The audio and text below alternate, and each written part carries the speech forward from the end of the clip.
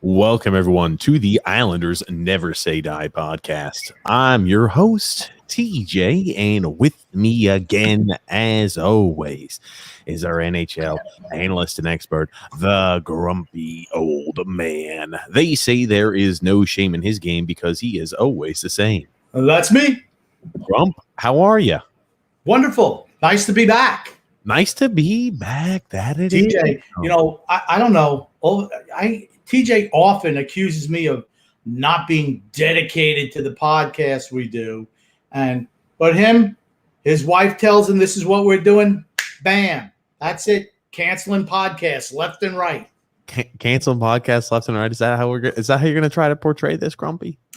That's just what I heard. Hey, we're back, and we're back in the saddle again. We're back, Grumpy. Oh, do you know who sang that song? Oh, I knew I shouldn't even made homage to that because I couldn't tell you. Aerosmith. Jeez. Hey, Grumpy, come on. You don't bring me on. I'm back in the saddle again. Cause I'm back. I can't do Steven Tyler. Oh, man. But we're back. Today we are 8 days away from Islanders preseason starting, Grumpy. I want to ask you, are you pumped up? Are you ready, Grumpy? Because it's starting to get that time of year, starting to cool off a little bit. Fall's right around the corner. NHL season is right around the corner, Grump. Yes, it is. I'm guardedly optimistic to start the season. Oh, man. He is optimistic. Now, you said guardedly optimistic. Tell me why, Grump. Well, because I'm guardedly optimistic that once again, everything that I said the Islanders are going to do in the offseason is exactly what they did. Oh, man. Anytime that I'm proven right, I love it. Oh, I'll tell you. Makes me feel good. It makes you feel good, huh? Yeah. I'll tell you. There's a lot to break down. We have not had, and today, we've got a guest who's going to be coming in. He's going to shed some light and shed some inside stories on the good old Garth Snow, Mike Milbury days. Man, oh man, Randy from the Zoo. I know he's got some technical issues we're working on right now, but he's got some inside scoops on what life used to be like for the life of an Islander back during that time period, grumpy old man. And oh my goodness, the stories you'll be shocked with, Grump. That's all I've got to say. But we have not had a chance, you and I, Grumpy, to talk too much actual Islanders hockey. We've had a lot of great guests on as of late, but haven't talked too much about what the Islanders have done this offseason, what they've done. We really haven't touched too much on it, Grump. Well, I was hoping that, we have had a number of guests on recently, and I was really hoping that by the time we got together just to discuss the Islanders and what they did in the offseason, they might actually have done something. But sorry. Well, it's not true. We did do something. We signed 37-year-old washed-up jabroni Zach Parise, and I'm not putting him down. He used to be very good. And that's it. That's all we did this offseason.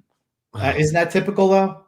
Matt Martin a few years ago, Leo Komarov, those are the type of signings. Zach Parise. And, it's just funny. I listen to some of these, some of the cartel, and they just feel that Zach Parise is going to be the guy who puts us over the top. So a third liner on a team that is bereft of scoring is going to be what puts us over the top. Okay. I'll buy that. Sure. I'll put it to you like this, Grumpy. No moves. What? Okay. I'm not going to say no moves because I just believe I get what you're saying. I get the point you're coming from. Technically, moves have been made. That's all I'm going to say. It's not no moves. Moves have been made. They might not have been the greatest moves for our team.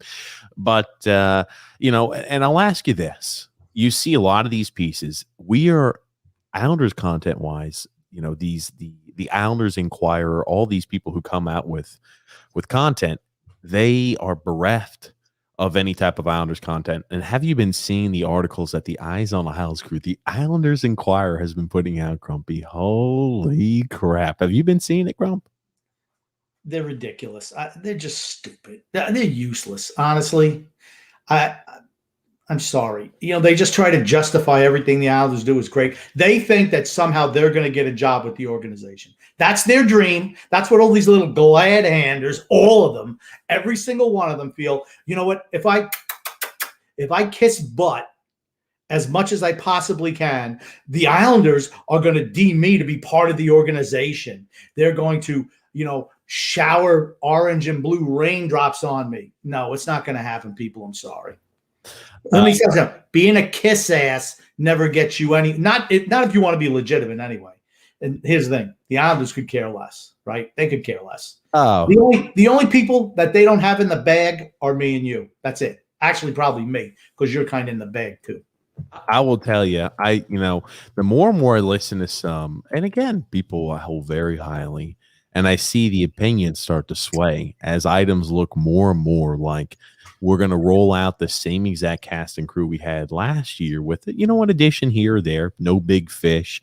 And I see it's almost like, and this is the portion that's disappointing for me. It's fans and people who speak about the Islanders. It's like they've almost come into a place of complacency where it's like, okay, this is what it's going to look like. I'm okay with this team. Here's the thing, right? We look at bit by bit what they've done over the offseason, right? We've gone ahead and got rid of Eberle, and you could say we've got Kyle Palmieri to replace him. Here's the thing. Kyle Palmieri, maybe he's a better fit. I think he's probably a little bit of a better fit than Jordan Eberle. You're not going to ever see me trash talk Jordan Eberle, though, because that's a guy who completely changes the style of his game when he came to the Islanders. The guy is not known for being a 200-foot winger. That's for certain, Grumpy. Yeah, I don't. Here's the thing. Matt Barzal's game is a skating game. So does Kyle Palmieri fit that like Jordan Eberle did? No, he doesn't play that style. Does the totem pole fit that style? Nope, he doesn't. So once again, Matt Barzal, we don't care that you're creative. We don't care that you're one of the top 20 players in the NHL. Doesn't matter. We're going to shackle you with a couple of over 30 ham and eggers. And we're going to try. Here's the thing. It wouldn't surprise me at all if they're trying to shackle his game so they get him on the cheap when his next contract comes up. That's what I think. They're not trying to do something. Here's the thing. I'm just, I'm not a fan of Kyle Palmieri. He's just a ham and egger. Okay. And the switch, but to think about it, Eberle for Palmieri, what's the difference? Well, this is my point, right? And we're going to hit the overarching points because we're not going to beat in the death because we do have Randy coming on. And he'll give us some inside scoops on some of the old days of the Islanders, which I'm looking forward to. But when you look at it, right, Kyle Palmieri over Jordan Eberle, I would say, even if, let's say, Kyle Palmieri is a slightly better fit than Jordan Eberle, I'll concede that. I think he is a better fit for the Islanders than Eberle was. It's not a huge move of the needle, in my opinion. It's relatively the same. And then let's continue to go down the list. We've replaced our third line left winger. We've replaced Michael Del Cole, Leo Komarov, Kiefer Bellows, whoever they threw out there at the third line left wing, and we've replaced him with Zach Parise. Okay, no. Kyle Palmieri was playing on the third line. I'm saying, Grumpy, let's pretend that, because some people say that we never would have added. This drives me insane.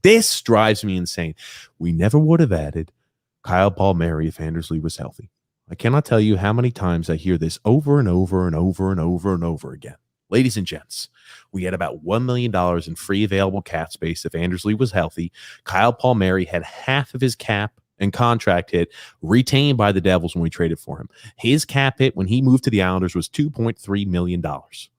We had $1 million of available space, $2.3 million. Are you trying to tell me that Lou Lamoriello, the cap wizard, the guy who's cleared $17-18 million worth of cap space this offseason, couldn't have found $1.3 million? Is that what the people are trying to tell me now? So, I'm just saying, let's pretend like Lou Lamoriello couldn't have magically found $1.3 million in available cap space if Anders Lee was healthy. Let's assume, by this standard, that Kyle Palmieri is an addition. Let's just play it like that, because I really think it's kind of the net neutral with this. But you go ahead and add in Zach Parise, and you replace him with, what was a tumultuous third line left wing. That's an upgrade. You might not think so. I think it relatively is. Is it enough to put us over the top? The answer is no. Well, the answer is no. Okay. I think it improves the third line left wing. I think. Whoop-de-doo. Whoop-de-doo. We have a good third line. Guess what we don't have? We don't have a really good first line. We got one guy on the whole first line. The second line absolutely sucks without Anthony Beauvillier. Sucks. Hold on. And the queen, Josh Bailey. Here's the thing. That second line blows. If Anthony Beauvillier goes down, that second line is going to suck eggs. Okay. I got you. Reel it in. Who cares about the third line? So here we go. We're breaking down what we've done, right? You could say, nothing. I want you to stop, and I want you to listen, Grump. Right? First line, maybe a slight upgrade. You can argue it's pretty much the same. Third line left winger, upgrade. Second line defense, top 4 defensemen, big old minus. As of right now, we haven't made any real move for that position. And as much as we did not like Nick Leddy, I think he's lazy. I think he left a lot to be desired on the ice. The rumors are that we have signed Zdeno Chara. And if anybody is going to tell me that Zdeno Chara is a better player at this advanced stage and age in his career than freaking Nick Leddy, we're going to have issues. So we've taken a huge step back on our top 4 defenseman role, and we've added a third line left winger, and we have essentially had a net neutral of the first line right wing. And you're trying to tell me how this offseason has been fantastic with additions. I just don't see it that way. I laugh when I hear some of these other, and the Inquirer is not the only one. They're saying how, you know what, Zach Parise, getting him, he's more important to the Islanders than he would be for any other team. If any other team was, to pick up Zach Parise, it's really not much of a move. But since he came to the Islanders, that's a big deal. You know what? That makes you an absolute freaking loser in my book. Get your head out of your ass, people. Can we also talk about this real quick? Because Randy's good to go. We're good to hear some stories of old. I do want to bring this up real quick, and I wonder if anybody thinks the same way I do. When Zach Parise came out, number one, do you think it was odd that in that press conference they still didn't mention what the contract looked like, what possible potential bonuses looked like? Do you find it funny that none of that was included, Grumpy Old Man? They weren't going to talk numbers with the contract, and I just kind of I'm left shaking my head saying, oh, God, you dastardly dog. What type of contract did we overpay 37, 38-year-old Zach Parise to? Kind of leaves me scratching my head with that. That being said, Zach Parise had that one moment where he said, I want to be the piece to the puzzle, and fans were loving it. Oh, my God, Zach Parise wants to come here. He wants to be the final piece to the puzzle. This is our Butch Goring. This is it. If he We've got the final piece of the puzzle. I'm thinking, what did you realistically expect Zach Parise to say? All I know is if he wanted to be the final piece of the puzzle to a Stanley Cup winner, he wouldn't have come here. He would have went somewhere else. But there was absolutely no market for a 37-year-old scrap heap. Okay? That's what he is. He was a healthy scratch for a miserable Minnesota team. That's what he was at the end. I'm not going to Don't sugarcoat it. I'm not going to say he's a scrap heap. I'm not going to say that. I am. That's fine. You don't have to. Here's the thing. Healthy scratch all the way down the stretch for a miserable Minnesota team. Healthy scratch. But all of a sudden, he's going to be rejuvenated at 37 years old. Not going to happen. I'm sorry. I do think he will have a better year than he did in the past, but we're not going to harp too much on this because we do have Randy. I'm going to bring Randy into the stream, Grumpy Old Man. And now this is an individual who was close with the team, who has got, you talk about, guys who have a little bit of the dirty deeds and kind of knows what happened around the backside. Randy is one of those individuals. Now you're going to see Randy he's looking beautiful. Randy, you're joined in with the stream. I know you had some camera issues, but Randy, how are you? He's Randy from the Zoo Band. What's up, gentlemen? Can you hear me? Yes, we can. You can. Good. How are you, Grumps? Wonderful. I can't see you, but I can hear you. I know. It's That's horrible. okay. I just called the guy that I bought the camera from, and he said, I thought you just needed the audio. I didn't know the camera. I really do apologize. No, it's okay. We're up in the sticks. Listen, we're up in the sticks. I'm going to tell you what. Stop buying your equipment off the back of something that falls off a truck. You're just going to get what you're going to get then. He bought it. So wait a minute. His story was you bought this camera from me, but I thought you only wanted the audio. Correct. The webcam. literally a webcam. I wish I could show you the text that he just gave me. He goes, "Sorry, bro, it's a webcam. I must have gave you the faulty one, the one that doesn't the image doesn't work. Really apologize. I thought it was the audio that was the most important." No, Anyhow, like makes I no said, sense. Why would I buy a webcam without? Makes no sense. It's I only told you. $60. See, now, Randy, here's the thing. You've learned a valuable lesson in life. We're not going to buy shit that falls off the back of the truck anymore. Doesn't it look like a raindrop is on my camera lens? I think it adds to mystique. I think everybody's now going to be wondering, what does Randy from the Zoo Band look like? Well, all you have to do is go outside and see him. He plays outside, the cover band. They play outside of the games, Grumpy Old Man. They used to play outside of the Coliseum. They played outside of Barclays. And then they've been playing outside. They've been playing, again, other items as well. But that's how he's got the inside scoop. He's made some good friends with ex-Islanders during that time period. He used to be really close with the team, really close to the organization. It actually worked the other way. To be honest with you, there was a club called Dublin Pub back in New Hyde Park. And the Zoo, we've been around since OJ running from the police.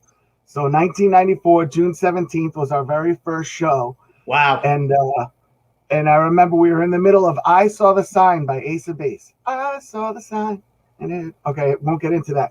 But the owner pulled down a big screen in front of us and said, "OJ's running. Just stop playing." So I was like, we're never going to go anywhere in this band. And then here we are, almost 30 years, still doing it. But long story long, so we were at Dublin Pub. And me being a huge Islander fan, I was on my dad's shoulders on Hempstead Turnpike. Must have been 6, 7 years old, watching Billy Smith throw me beads and stuff for the Stanley Cup parades. I was at Borelli's. I've always been an Islander fan my whole life. And I'm playing, I think we were playing Pearl Jam or whatever at Dublin Pub, and in walks Darius Kasparaitis and like two other big guys with their big black jackets on. And I know who it is. My band's playing, like, who are these guys? And I'm like, oh my God, that's Darius.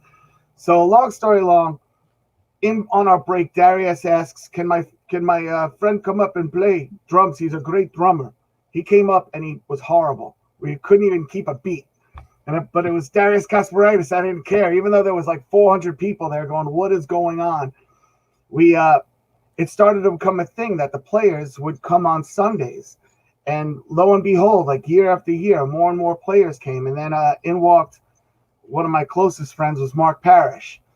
And it could not be a nicer guy. Gentlemen, I know I'm talking to you guys for the first time, but I cannot put into words what a great man this guy is. And he's just a great friend. But I turned out to be, so I bought a house with my wife in East Meadow, and I ended up being the guy that, I only work on Thursday, Friday, Saturday nights. So throughout the week, I'm the guy that, after practice, hey, Randy, you want to go catch a movie? Randy, you want to go play some pool? Randy, you want to, I was the guy that could, I never said no. And I did have kind of a very cool man cave with like big buck hunter and golden tee and ping pong and pool table. So after practice, it was like just a known thing. I knew Parry was going to show up at, 2:00, and we were either going to play pool or, nothing better than playing NHL on Xbox. And then he's playing himself. It's just very weird. Yeah. But fun at the same time. And then we got closer and closer. And then Batesy, and I know that at the time, 4 of them had lived, I don't know if you guys know Long Island well, but there's a Ben's over in Carl Place, and they lived about 4 doors down, and it was Sean Bates, Steve Webb, Eric Cairns, and Mark Parrish.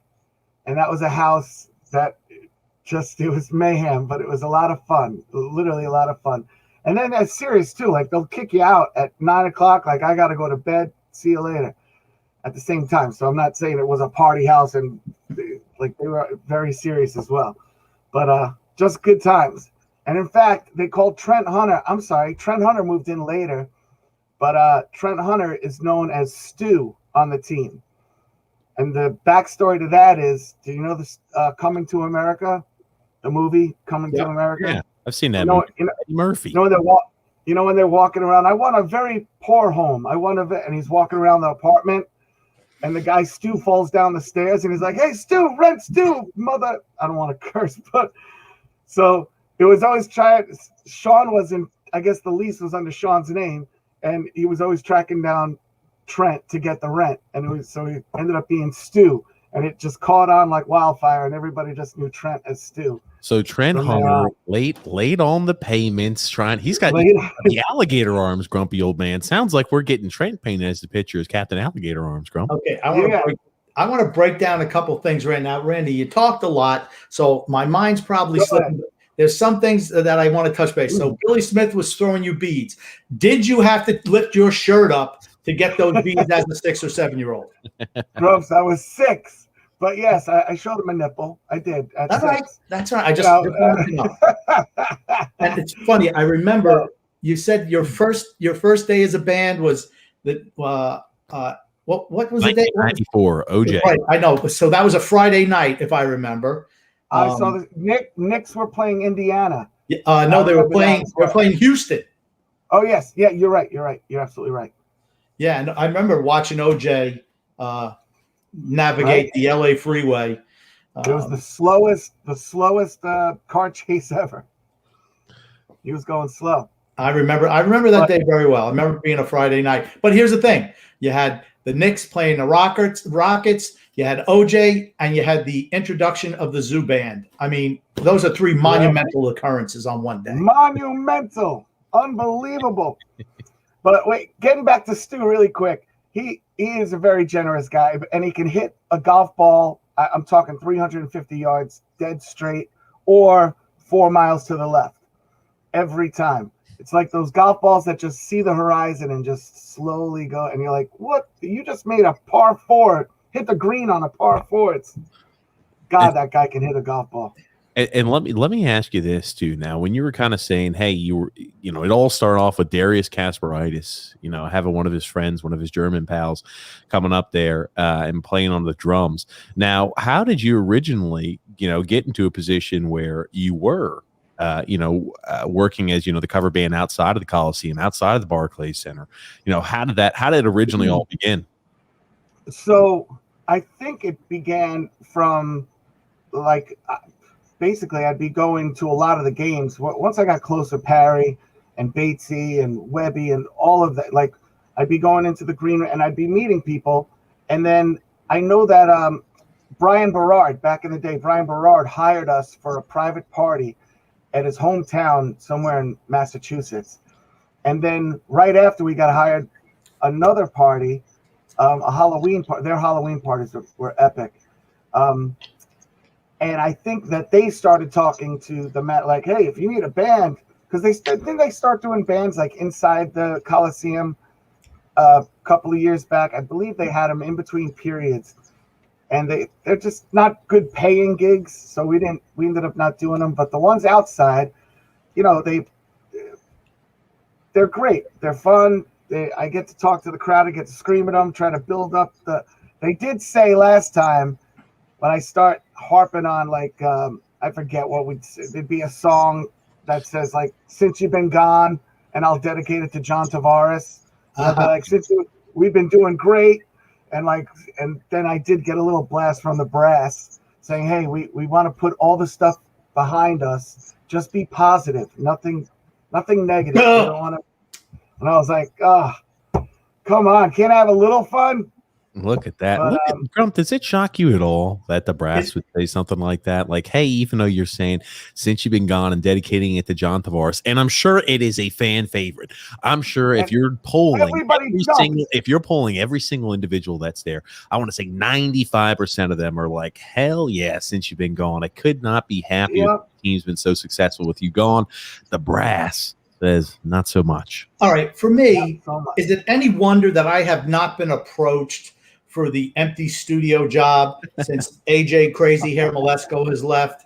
If they're going to put restrictions on you playing a song Since You've Been Gone for John Tavares, which every fan loves, and I'm not a glad hander, Randy, as you know, and maybe they just don't look at me as being Islander material. Maybe they're looking for somebody from the Islanders Inquirer. Most definitely. Yeah, it does. It does. How about this? Another quick story about the brass. So for all the times the bands, and it's not just the zoo that gets to play outside. Sometimes we're booked and they'll get somebody else, but the band doesn't get any tickets to the game. Like we get zero. And so I was always like, damn, but I make some phone calls to people that I know and I could get 1 or 2 tickets here or there. But here, the last time we played was Game 6, Tampa Bay, the overtime win. Let's go. We played it. What a day. That was like one of my favorite Islander memories, the last game at the Coliseum. Yeah. But so my wife's family, who I hate to say it, but they're the Ranger fans, some of them.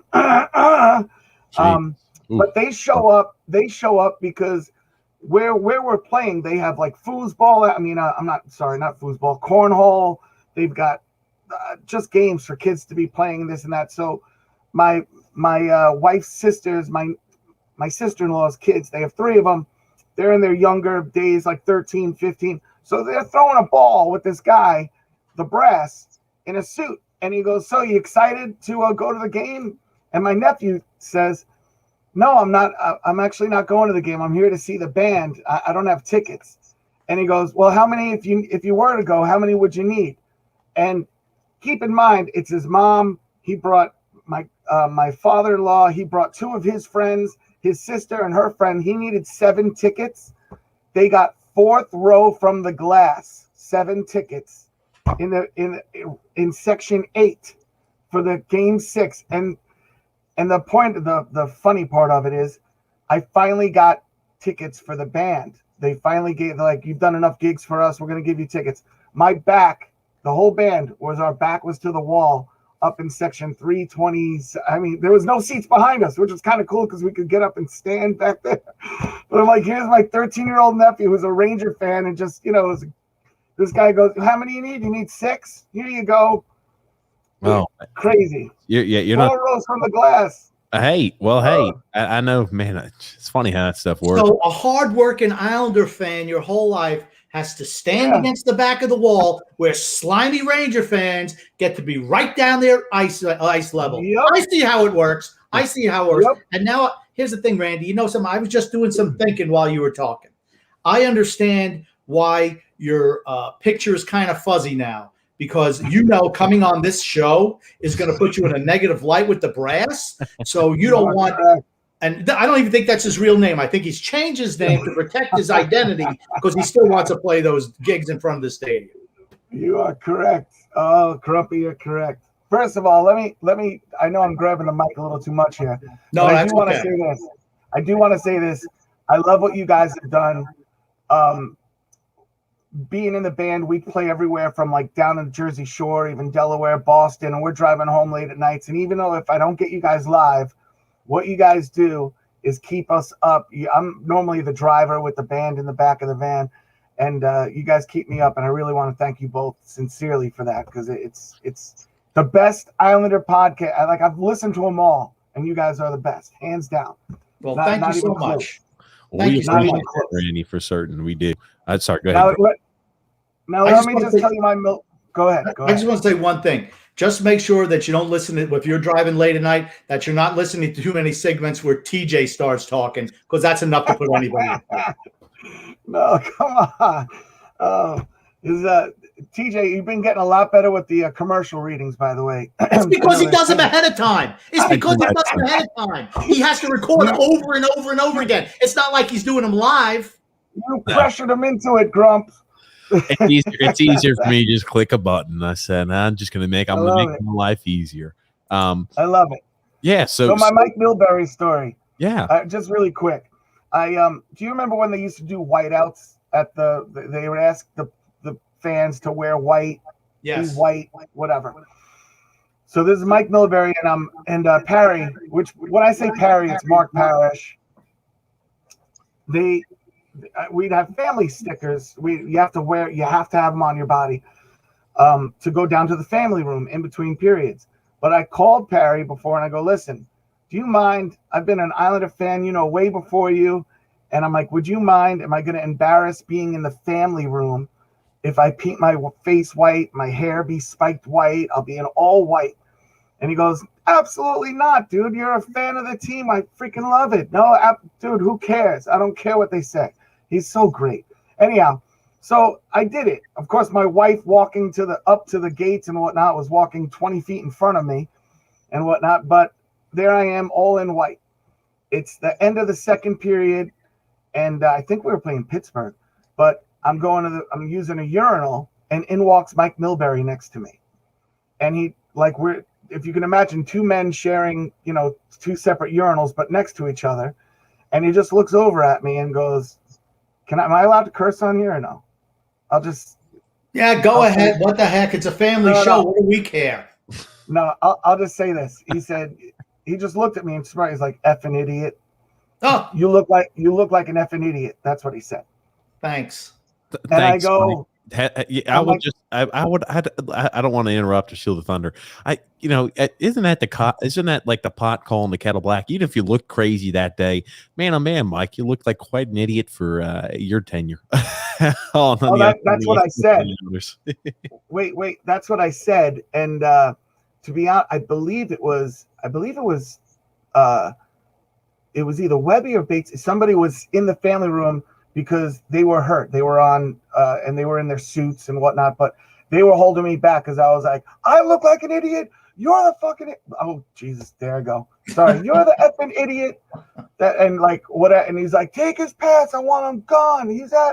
Long story long, 2 days later, family members only, the only people that are allowed down in the family room are ones that have a matching last name as the player on the jersey. That rule all of a sudden came into effect 2 days later, and my hands were tied. It is what it is, and it was what it was. But so it just bothered me to no Randy end. here has ruined the experience. Grump. It used to be like, hey, anybody had the family pass is good to go down there. Now you had to have a matching last name. Now we know who to blame for that, Grump. It was me. I did it. But why am I not surprised? I'm not surprised by that, honestly. I'm really not. Good old Mike. He would do something like that. It really just bothers me. Because he did an awful job with the Islanders. Absolutely embarrassing job. And of course he'll blame it on the fact that somebody was trying to steal the island, right? Wasn't it a con artist that bought the Islanders? John Spano. John Spano. And he's going to blame that the gym fell apart, right? Didn't the sewage drip into the gym at the Nassau Coliseum and everything? Here's the thing. I'm going to say this about Mike Milbury. He can blame everyone he wants, but you know what? He can blame Charles Wang for not wanting to spend money, John Spano, whatever. All I know is he traded Roberto Luongo and picked up Rick Pietro. And he traded, to me, he set the franchise back. He set the franchise back, 10, 15 years. Easily. They were unwatched. I was going to say, don't say it, because I remember talking to Mark one day, and I was like, I can't believe we got rid of Fisho. We got rid of Roberto Luongo. And I'm like, who the hell do we get? And he goes, me, idiot, Kavasha, and me. Right? Wasn't it Mark involved in a trade like that? And I didn't realize it. And I was like, oh, so sorry. Yes, it was. I made a little boo-boo. It was Olli Jokinen, who had a long storied career, and Roberto Luongo for Mark Parrish and Olli Kavasha. And Milbury said at the time, yeah, I'm Mad Mike, and if this move doesn't work, it's off with my head. And somehow he hung around for another 5 or 6 years. So it's amazing. I will say about Parry, I thought he was great in front of the net. Like he could always deflect pucks in the net, get knocked down 1,000 times and stand back up. I always thought his hand-eye was great. I actually got hit in the leg by an Adrian Aucoin rollerball shot when they were on strike. I still have the lump on my shin. It has not gone away. That sounds like a lawsuit waiting to happen. You know when like you're a little older than the guys themselves. I'm probably like 5-10 years older than a bunch of them. But like you wanted to cry, but you couldn't because they're all like having a good time playing floor hockey. And like that ball hit me, and I was like, I gotta go get a soda. I'll be right back. Oh, it was God, that was bad. But I have another really quick story about how generous or how great Sean Bates, what a guy. We don't ask me why Ginger's my wife, why we were even invited to this, but I felt so special. It was a team dinner at Ruth's Chris Steakhouse, right there in Hempstead Turnpike, Carl Place again, I guess. And there's a back room, and Ginger and I were literally the only two people there that were not on the team. And Jason Blake was like ordering Dom Perignon, shot like really up in the bill. And by the end of it, and I mean, Ruth's Chris is a nice place, but by the end of it, they did something called credit card roulette. Oh, God. And it's where you put your credit cards all in a hat. And it's down to 3. And my credit card is still in the hat, and I'm in a cover band, mind you. Okay. How bad and, now? How bad are you sweating when something like that? Oh my God! Cool. Like Parry's looking at me, going, "You okay?" And I'm like, "You gonna be okay?" And I'm like, "Oh yeah, I'll be fine. I'll be fine." So Batesy looks at me and he just goes, "What color is your card?" And I go, "It's red. It's red." And he must have did something where when he looked, he quickly looked. "Oh, Randy, you're off the hook. Here you go, buddy. Here you go." And I was like, "Oh, thank God." And I think it was it got left to Dave Scatchard. He had to pay it. So he didn't make enough money to make those payments either. I know it. I know he is now. Half a salary for the season going. Dave Scatchard is now. He's got nothing to worry about now. I don't know if you guys know what he does, but he does performance. He does performance. He's like a life coach. Yeah. But real estate for like high real, and he does these videos where you walk around his house, it looks like, Jay-Z's house. It's crazy. Anyhow, it must have been wise. But yeah, so Milbury, and again, that was obviously does it really shock you though, Grump, that Milbury would do something like that? I know it doesn't, but man, oh man. Now I know you've had some real close stories, and I used to play poker with the guys too, and everything like that. I know some of the stories too that you've kind of told me, made me aware of, are stories where you're going to have to leave out some names, and you're going to have to, what? No, all the we don't give him an out. I want to know the name. I want to know who the cheaters were in the card games. Oh, I think it's a little more serious than the cheaters in the card game, Grump. Yes. Oh, there's a bunch of stories here and there. Here's one that just blew me away, because again, we were at Tam O'Shanter playing golf at Tam O'Shanter when we found out that Garth Snow was going to be the GM. And a lot of the guys were like, "Oh, this is awesome. I'm going to be here another 3 years. Then he's my best friend. I know Garth very well." Hold on, before you continue with that story, how does that shock you at all, either, Grumpy? We've always said the Islanders is the friends and families team, and had been in the past. Family league. That's what it is. The beer league. You sign here, you're here for life. To hear that confirmed, that yes, when we had when Garth Snow was brought on as general manager, I felt safe and secure that I had another 3 years left in the tank now. Oh, right? God. And what was scary about it was how cutthroat he was. Next thing you know, Sean Bates let go, Webby let go, or traded to Pittsburgh, I think, at the time. He ended up trading Parry, I think, to Dallas at the time. I know he took Stu went to LA, right? Because I drove Stu's cars out to LA. He had 2 Escalades. And so when I could say this, his house that he bought was, who's the GM for the New York Jets that before? Oh man. Anyhow, it was a really nice house. Forget who the Jets GM was. New York Jets. God, he's on a whole bunch ESPN of them. now. Very little success amongst them. That's all. He's on ESPN now all the time. Right. Doesn't matter. But anyhow, he was just very, very cutthroat. But this is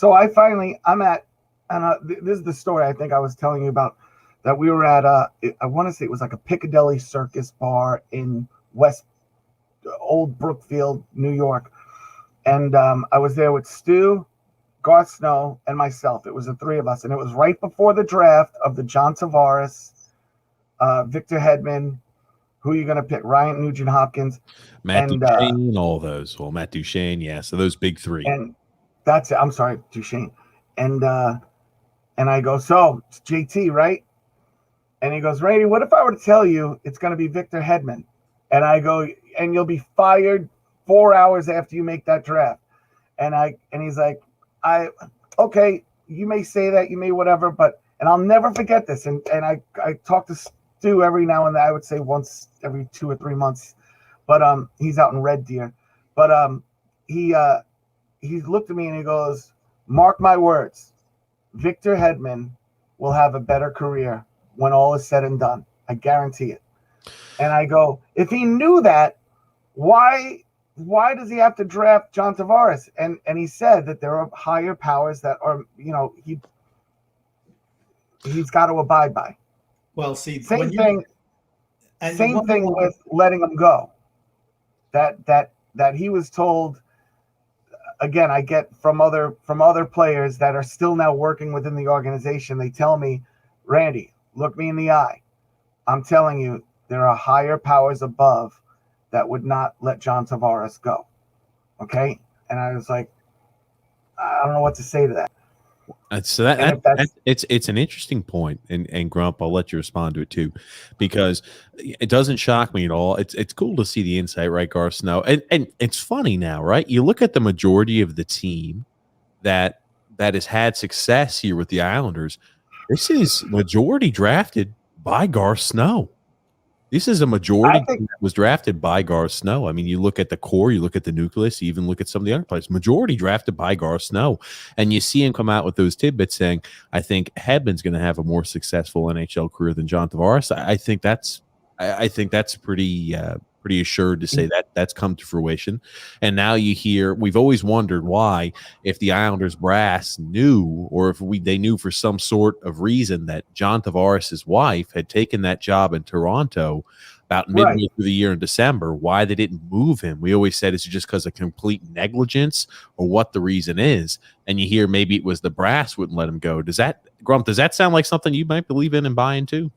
Yeah, you wonder why we're a loser franchise? That's why. Okay, we're not.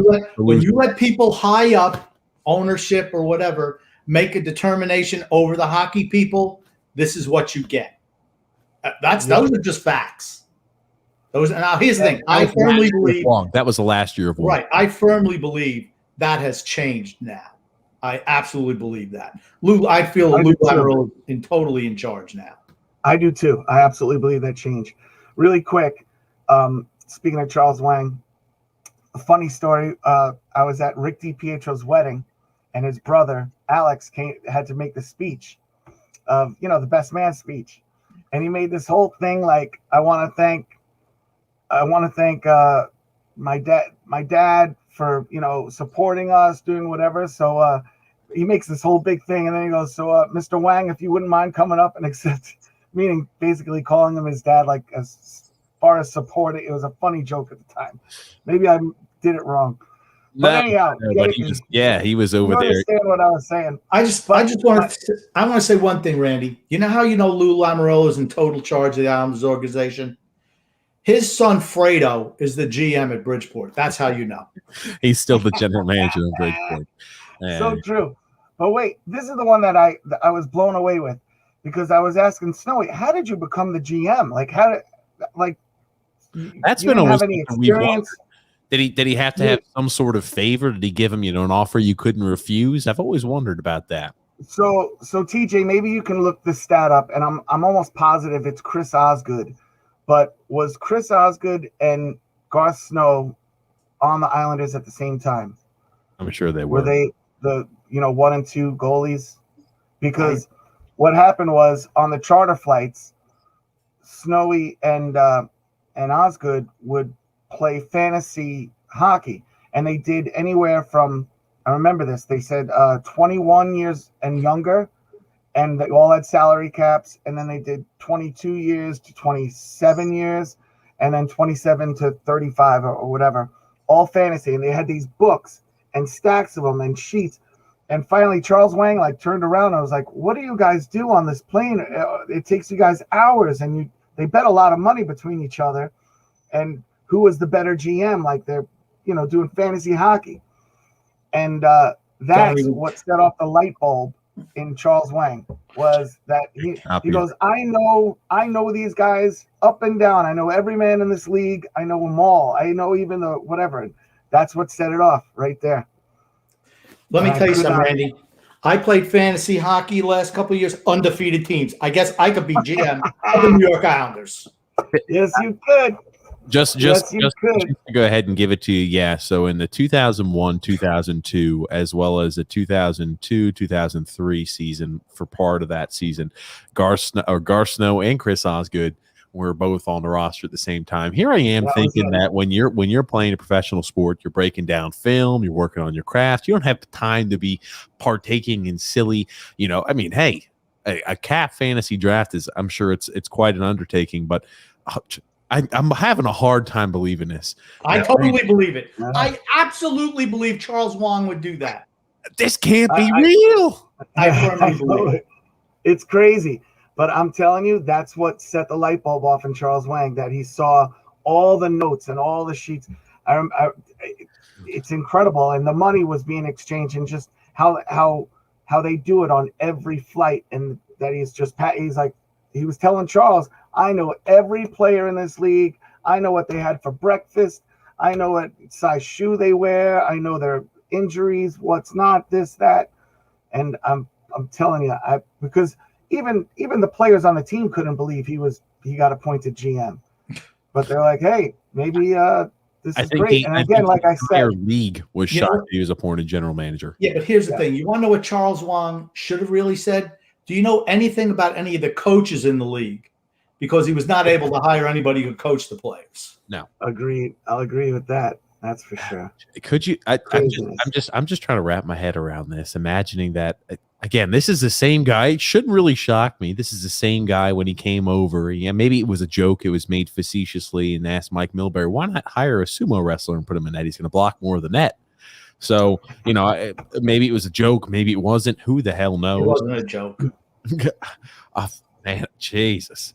But would it shock you at all, though, Grumpy? He's like, oh yeah, this guy Garth Snow. He seems like he's really breaking down. He's looking into his fantasy. His team does really well. He's doing a good job at this general managing, and maybe Garth just had a way with Charles and had a good connection with him. But Jesus. I mean, here's the thing. In Charles Wang's defense, in his defense, he knew absolutely nothing about hockey. And yes, he had ulterior motives why he bought the team. He wanted the real estate value. But without Charles Wang, there would be no more New York Islanders. I mean, I think we can all agree on that. Absolutely. I mean, but for me, it's like, dude, when you don't know what you don't know, don't talk to a guy about. All right, as soon as if I'm looking for somebody to coach my team or manage my team or run it, if anything with the word fantasy is involved in that decision making, it's probably not the wisest thing to do. Oh, that's great. Agreed. Oh, and Jesus. Now, do you have any more insight? I mean, that story is. What about some dirt? Do we have any dirt on some players? Really? That's a yes. That's a yes. I can tell. Of course. But there's I like to say good things. Like, for instance, I met Stu bought a condo out in Arizona, Scottsdale, and we went to a sports bar. And I went to go get a beer, and I turned from the beer, like the bar was packed, so I just was able to squeeze in. And all of a sudden, I see Stu like, "Oh, it's gonna be like that, bro," like looking over my shoulder, and he's like, "This guy was mean mugging you and was about to push you." And meanwhile, the guy was a big dude, so I was like, "Yeah, don't worry, we didn't do anything." But he had my back.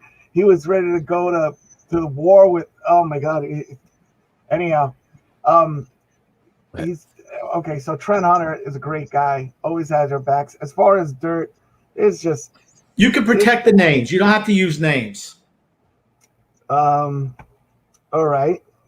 I've had a player that may or may not have been. Were they engaged? I don't know, but hooked up with my lead singer at the time. But it wasn't my wife. I had a different lead singer. But I'm glad you we'll leave that one. Good looking one. Good. I will just say it's a good looking Islander.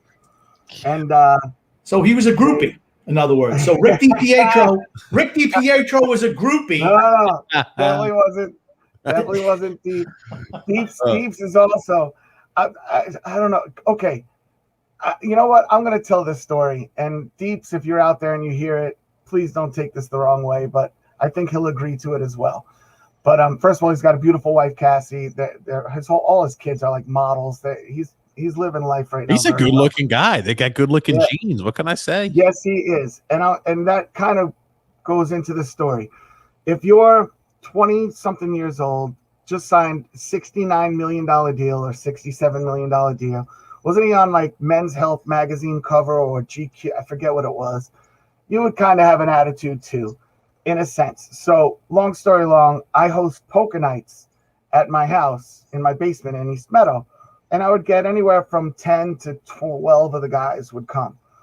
But Ricky pulls up in a pink Bentley convertible. Pink. And it was just when Bentley's made a convertible, I guess, because I don't know. But shows up. And my father, who owns a company in Mineola, he would spend nights on Long Island like Tuesday, Wednesday, Thursday. So he would show up. So it's my father. And like he would pull up. And he would come downstairs like, who the hell has the pink Bentley out there? Because my dad's a car enthusiast. I'm like, oh, that's Ricky right over there. And he's like, oh. And we'd be playing poker, and Deeps would just be like ordering, I don't know, oh God, I'm trying to think of a name, even Webby or I don't know, but hey, go get me a beer. Go grab me 4 of those wings over there. Bring them over. You know, like that, like kind of condescending in a sense, like with an attitude, like, hey, people off saying, hey, I want this, I want that. I get hey, you. I'm the face of this franchise. I'm the face of this franchise. All right, you got me. The blah blah blah blah. And my dad was there. And my dad's like, I like all, after the guys leave, sometimes my dad would stay over and he'd be like, I like the guys, except for that kid that had his collar popped up and the good looking one. He had a little bit of an attitude. And I'm like, Dad, the guy's got 67 million reasons why to be having that, blah, whatever. So then, fast forward 5 years, he breaks his hip or pops his hip. He's, on the down, whatever. We're playing poker, and Deep shows up, and he stands up and he goes, hey, Mr. B, can I get you something while I'm up? Mr. B for my last name, whatever. And he was like, oh, thanks, Deep. Ricky, I'll have a Yingling. Okay, sure. And he comes back. And then again, everybody leaves later. My dad's like, that's not the same guy with the Bentley, was it? And I go, yeah. He's like, wow, did he get a whole serving of humble pie? Like he changed around tenfold. What a great guy he is now. What a great man. So something like that. It was. I feel like anytime, like those young guys too. That's why, when you hear stuff like that, you hear that, a guy's not this in the locker room, is not that in the locker room. Part of the maturation process, part of the growing up process. I mean, anytime you got a young guy, think about it. If you're 20-something year old here and you're, hey, I'm not even able to legally drink yet, and here I am making $60-some odd million a year, or $60-some odd million on this contract, and I'm thrust in professional sports. I'm on this magazine, that magazine. It's easy to understand how it could kind of sway people, but how they mature with that, the limelight tells you a lot. And those people who never have the issues, that's how you could tell, like, hey, that guy's, he's a real salt of the earth type of guy. Well, you know what I think? I think it was interesting that Rick DiPietro in a younger life was like Jim Carrey and Jeff Daniels from Dumb and Dumber, the way he would dress and act when they got a little bit of money. Yeah. Oh, here's a little bit of dirt. I remember the guys not liking Jason Blake so much because there was a game that he went up to the scorer's box with rubbers on his skates in between periods saying, that's my point. I got that point. It hit off my stick. And it was something like that. And I remember them getting into a big fight at a bar about it. And Blakey throwing, I think we were at Houlihan's right there. And it was, yeah. Oh, crap. I said the names. That type of stuff. Grump, I'll let you respond. Yeah, I had an incident like that when I was lead statistician for the Carolina Panthers. Same thing. It's funny. It's funny that it's funny. John Beeson. John Beeson was a linebacker.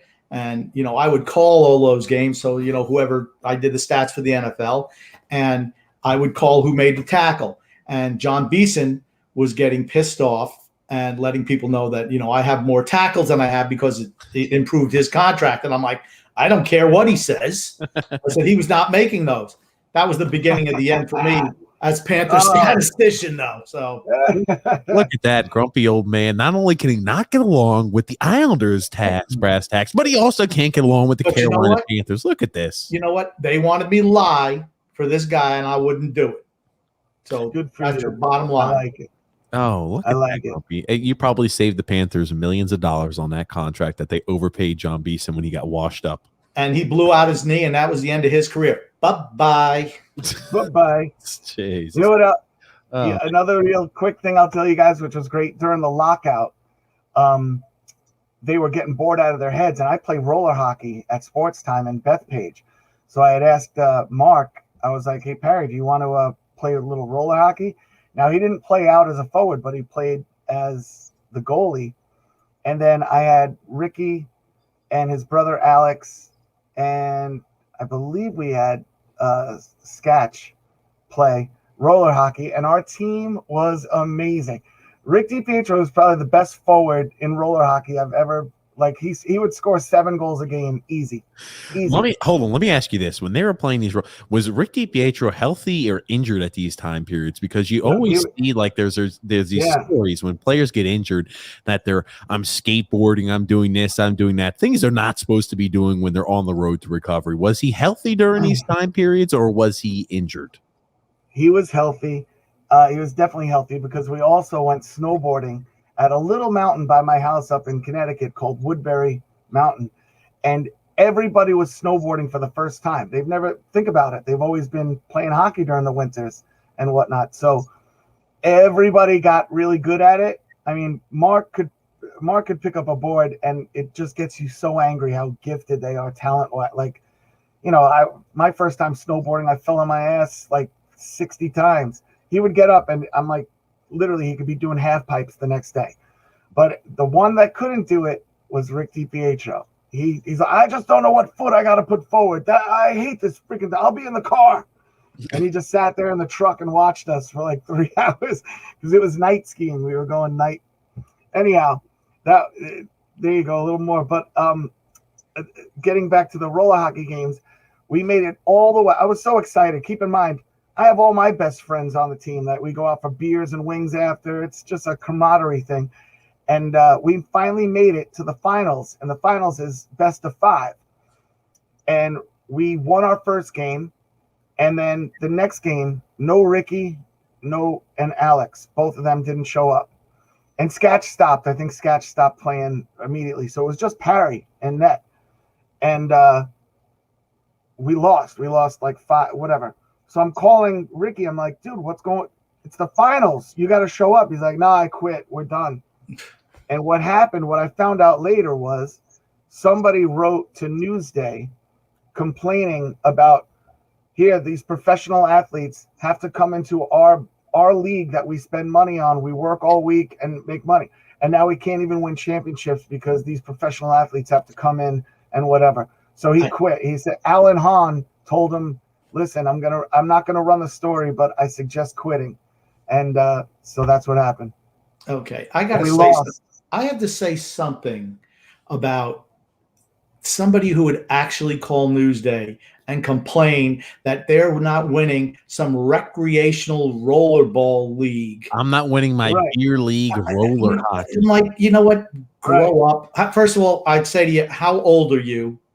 First of all, I mean, your careers, you never had one. If you did, they're long over. Pack it in, go home, cry to your wife, cry to your children. You're a loser. I'm sorry.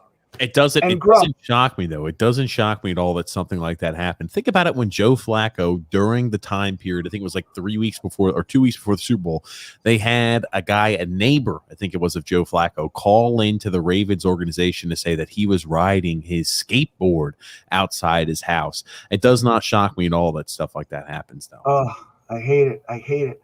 And what really stunk was obviously we lost, but the thing that was so cool about them playing is after every game, that team would be like, do you mind? Can I have my picture taken with you? They'd rip off the helmets. Absolutely. They never said no.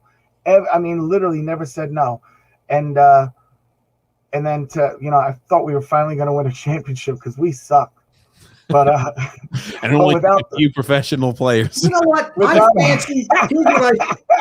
Here's what I fancy it as. You're like the Tampa Bay Lightning back there in the Rollerball League. You saw a loophole in the salary cap. You're able to bring in some Islanders at the end of the season to qualify for the playoffs and potentially win a championship. That's what I get.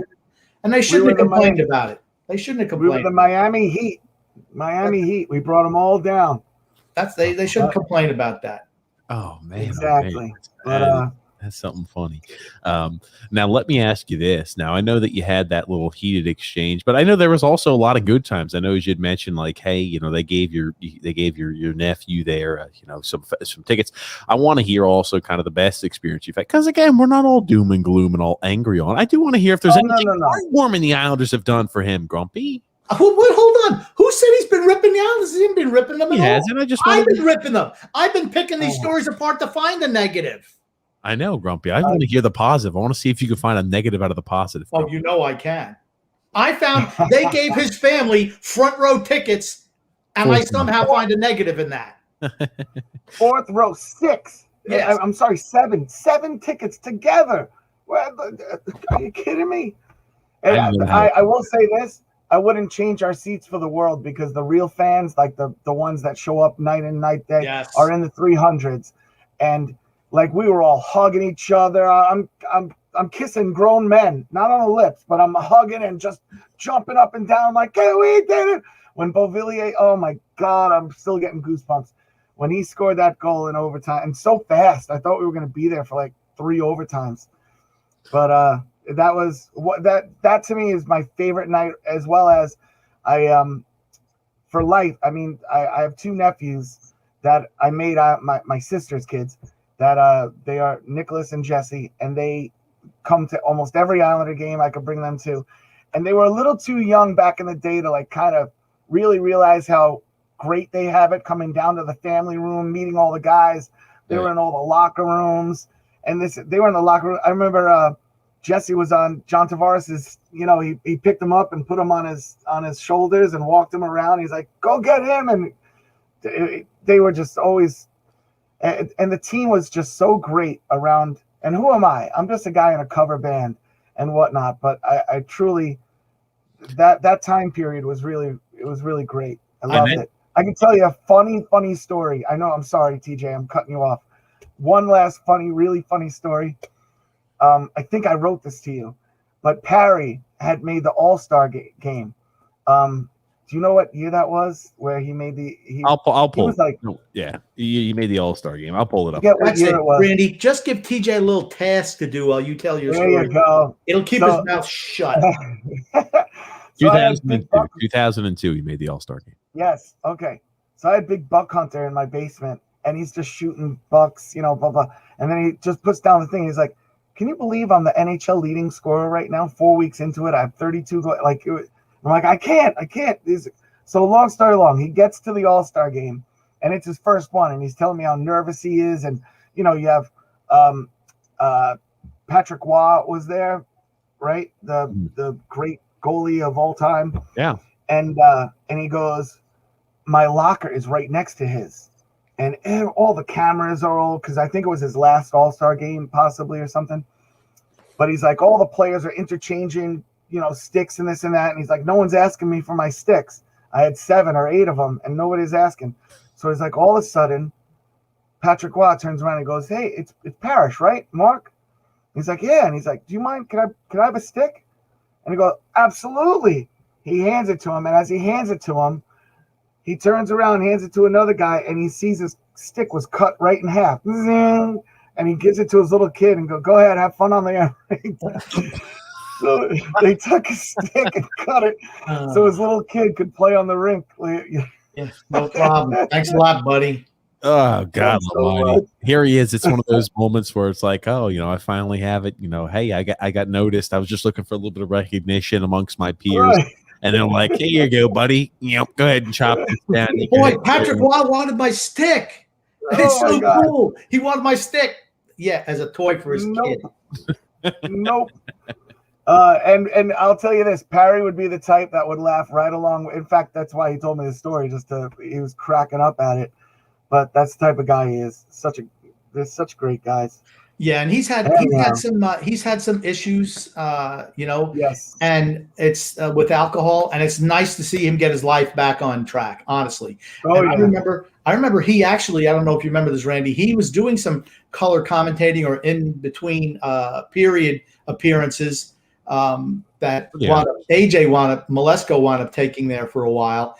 But I thought he was fantastic at that job, and I believe he's doing that with Minnesota right now. So good for him. He's doing it with Minnesota. He said he'll be back with the NHL Network. He thinks. I go, Parry, you found your home. I mean, you found your next gig. He does a great job with the color commentary. Really good at it. He's really good at it. He's a good-looking guy, the bastard. Hey, what do you need in order to be on TV? You got to have a good-looking face. And you got to be quick-witted. Right. You got to be articulate. He's got all. It sounds like I should be on the NHL Network. Grumpy old man. We are the two of us are so competitive against each other playing ping pong. He's like, he'd come down to my basement, just pick out a game, pick out any game. There's no way you're winning, and I'd be like, you son of a. We'd have some epic battles. Who cheated at cards? Who cheated at cards? You played cards. Somebody must have tried to cheat at some point in time. Okay, I know exactly who, and I can't think of his name. It started with a Z. Zanopka. Okay. Zanopka. Yeah, he got caught. He got totally caught. He got so caught by Cairnsey, by Eric Cairns. He's like, dude, you just looked. I just totally saw you look. He's like, get the hell out of here. Turned into this big thing. But yeah, he got Konopka. Zenit Konopka. I remember. You know what they say about NASCAR? If you ain't cheating, you ain't trying. Just don't get trying. I mean, that's the whole thing. Oh, man. That's it. Talk about a bruiser, a guy who's in the penalty box. Man, I haven't thought about Konopka in a long time. Talking about a bruiser, you guys were talking about Rich Pilan. He knows me very well. If you were to talk to him again, he's another great guy with the hands the size of mallets. And another one was, oh, my God, who was number 42? Oh, God. Oh, my God. I can't think of it. And he's a fighter. But getting back to Pilan, he told me a story one time he's like, dude, I grew up rough up in Saskatchewan, I think it was, right? Somewhere up there. Saskatchewan, yeah. And he goes, I'll never forget and I hope he doesn't mind that I'm telling this story. You guys can find out if he minds. But he told me a story about his dad. His dad used to bring him to a bar so he would have a sober ride home so that, Rich would drive him home. And he comes out and he's all bloody. He got beat up. His father got beat up. And he goes, my dad opened up the truck. He had a 12 or 16 foot bullwhip. And he's like, and all I kept hearing back, he shut the door and I just kept hearing screams and then comes back out. Let's go home, son. And he's like, I boomed out of there and left, and the rest is history. And I was like, I think hopefully we're good. We're outside the statute of limitations there on that one. Yes, man. Yes, that's many, many years. Like you're allowed to do that stuff back then. No problem. No harm, no foul. Plus it's Canada. Yeah. Oh man. Well, I did want to mention something. You talked about the team atmosphere and how they made you feel like a part of the team. I think that speaks to who the Islanders are. And again, we've always talked about it, how hockey players, NHL players in general, and how the Islanders have always been, giving off the aura of, hey, we are family. You're part of this. We're not necessarily a team. We get a whole bunch of bandwagon fans. We're family. And it doesn't shock me at all to hear those type of items either, grumpy old man. That's why I love walking around the parking lot for pregame and whatnot. Everybody, you want a beer? Come on over. You want dude, play cornhole with us. You don't even know these people, but we're all here for one common good and just Islander fans. I'd rather be no other team ever. I'll die Islanders. I got a tattoo with Islanders on it. Hey, you see it? You want to see it? No, we can't see it. You're blurred out. We can't see anything. It looks like you're wearing an Islander jersey. That's all I can say. Well, I'm in a kaleidoscope. I've got two things I want to mention because again, we want to respect Randy's time. He's got number one, first off, 50th birthday coming up. I know he's working a lot of items on that side. He's got number 50. He's got oh, I'm sorry. It's not hold on. It's his 21st birthday coming up, Grumpy. 30 birthday. All right, let me tell you something. As somebody who's of the older set, older than you, Randy, so don't feel bad. Okay. I don't want people bragging about how old I am. I was paying inspiration. No, listen to me. Once you get to a certain age, you kind of stop counting the years. All right? I'm just going to tell you. A wise man once told me, if you had no idea how old you were, if you had no idea your birthday, you were never told, how old do you feel? That's how old you are. Yes. So it's how old you feel. I think Grumpy lives by that motto. Grumpy definitely lives by that motto, too. Well, people say that I act like I'm like 10. I love it. And that's why we love you, Grump. I know he's got grumpy old man. He's got he'll have to make sure he's get prepared and everything like that. Now let me tell you, or let me ask you this better off. Now, if you're thinking, happy birthday, well, by the way, happy birthday, thank you, Grumpy. I was going to say happy birthday before we gave a send off and everything. Sounds like you did a blow by with the birthday thing because I say something and totally lost your thought as usual. Don't worry, I'm here to get you back on track. Oh, thank you, Grump. I need help sometimes. What can I say? That being said, I wanted to hear if you had one last crazy story or incident. I know you kind of said who cheated at cards, items like that. I wanted to hear one last crazy story or even like a heartfelt story. I'm going to hit on that again. Get a heartfelt story too. I feel like fans like to hear heartfelt stuff, Grumpy. Okay, this is gonna tell you the type of guy. And again, I'm going to bring in Mark Parrish into this, but this is going to tell you the type of guy he is. So as I had mentioned, my father has a company in Mineola, and it was one of his colleagues or someone that has a son. He's 10 years old, and he just had open heart surgery. And, you know, my dad kind of lost interest in the teams after bringing me to games. He's more into NASCAR, Grumps. But, so he goes, Randy, if there was ever a time that you could bring a player to my secretary's son, he is the biggest Islander fan ever, and he just had open heart surgery, 10 years old. I mean, it would probably light up his world right now. He's laying in bed, whatever. So at the time, I had known Mark pretty well, but it's like I never want to ask for things from them because you feel funny. Like, hey, could I get tickets again to another? Or can I? You never wanted to ask. It's one of the things. You don't want to ask your friends for handouts. Right. Yeah. And I think that's one of the reasons why the players liked me because I really never asked for anything other than if they offered me tickets. But anyhow, so I felt funny and I felt like, you know what? Let me just brush it by Parry and see what he says. And I go, so Parry, if you had a friend of a friend, but long story long, I tell him there's a 10-year-old kid, the hugest Islander fan you've ever known at 10 years old. He knows all the stats. He knows all the players, everything. He had open heart surgery. If there's any way you would maybe sign a stick or something and just come over, give me 30 minutes of your day. I'll drive and we'll leave from there. And I remember they lived in Oceanside. And so Parry agrees. Like, what a guy. He's like, absolutely, Randy, I'll do gloves and I'll do a stick. And you know what? I'm going to give him a jersey. And I was like, are you kidding? What? And he's like, I'll even do a game worn. And I'm like, oh my God, Parry. So ding dong, I'm doing this, right? Show up and the lady, oh my God, are you the Islander? Oh my God, Harry, he's here. An Islander's here. Come on up. And they come up. We open up his door to the room. He's like, Bobby's in here. Now, an 18-year-old girl, or 16, I would say, comes out and she's like chewing gum, like, and checking out Mark, like looking him up and down, like undressing him with his eyes. And I'm going, oh my God, I'm so sorry, Perry. Let's just get to this room.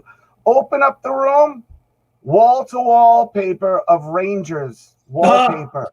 He's covered in a Ranger quilt. And And I'm going, there's no way this is happening. I'm like, Dad, I'm going to kill you when I get out of here. Perry just looks at the wallpaper, looks at it, just looks at me and gives me the old, okay. And this kid, I just remember, and God bless him. I don't know where he is today, and hopefully he's with us. But he had to breathe in one of those tubes, like. But when he breathed, once he was breathed in, he was able to talk like breathing out. So he was like, Mark Parrish, you have 36 goals and 17 assists, and 4 years ago you only had three goals, and like he was like naming out stats like that about Mark, and he goes, let's name a player. And Perry would be like, name a player that I didn't even know. And this kid knew the stats of that player. He'd be like, he grew up in the Bridgeport system, then went to whatever. And like, he just knew all these stats. And thank God, like, and they ended up bonding. Like we ended up staying for like almost 2 hours. But meanwhile, the girl kept coming in like, Mark, would you like an ice pop? Would you, Mark, can I get you? And she's like, where are you guys going after this? Do you want to go out? Mark, I like ice pops. Look how I eat my ice pop. Something like that. But long story long, on the ride home, he's like, I was gonna kill you, but now I'll give you a little hug. That was fun. And just the kid's knowledge blew us all away. That's what saved the day. But then she's like, can I call his friends? Can they all come over? And can you? And I was like, please stop. Next thing you know, there's like 16 people at the door, and it's his softball or his hockey team that are all showing up with things to sign and this and that. And I'm going, oh, Perry, I'm so sorry. I'm so sorry. I'm so sorry. So I tell you, needless to say, I bought dinner that night. Oh, yeah. It's great to hear that type of stuff too. Where we had on last week's podcast, Grumpy Old Man, we had Mike Hartman. You hear kind of like, about Messier. And again, you gain a different respect for these type of people when you hear more into, the personal side and aspect of it. And we've definitely done that there with a few today that you've mentioned. Definitely for certain, Randy. It's funny when people talk about TJ on other podcasts, they're never flowery like everybody else has other people in their lives. I'm just going to say that. What is that? I'll tell you this little inkling. Mark and Nikki, his beautiful wife Nikki, Nicole, asked me to sing their wedding song, and they got married out in Tahoe. Beautiful. Oh, it was beautiful. But their wedding song was, the song, "Falling Even More in Love with You." I'm singing until you make me blue. That one, desperate for changing stuff. Okay. So I had asked his brother, Gino. I'm like, Gino, in that movie, what is it, Old School, where they go, turn around every now and they say the F word in it and do whatever. So I'm like, should I say the F word on their first dance of their wedding song? And he's like, absolutely. No. Was not the good guy. He was probably not the one I should have asked, because forever on their first dance wedding video where it breaks down, I go, desperate for changing, starving for truth, closer to where I'm trying to getting over you. I'm fucking falling even more in love with. Oh, I cursed again, Jesus. But anyhow, and you just see Mark and Nikki look at me immediately. Like, I can't believe you cursed on my wedding song. But see, here's the thing. They'll always remember that. See? Exactly. All I saw was Gino's 2 feet go off the chair like this, like laughing so hard that I did it. Oh, but man. Good times. I'll tell you, Randy, again, it's always good. I love being able to hear the inside scoops and stories and kind of humanizing these players that, you idolize, you watch, and you only get to see them from afar. What are you doing there, Grump, huh? I just listened to you playing, just a little glad hand. Do you think the Islanders are listening to this podcast going to put you on their network? They're not. No. They're not. I'm not worried about that, Grump. I love what you do when people talk about humanizing these players and oh man, Randy, and again, I'll let you plug everything. Social media will be in the link in the description below. But Randy, I'll let you get a few last words in before I let you go there. And I'll kind of let you go ahead. And I know you had a song too you wanted to sing for Grumpy. Yeah. Oh crap! Damn, I thought you forgot about that. No okay. worries if you don't have this song ready. You don't believe I'll me. give it a- You do not need to serenade me. It's okay. Okay.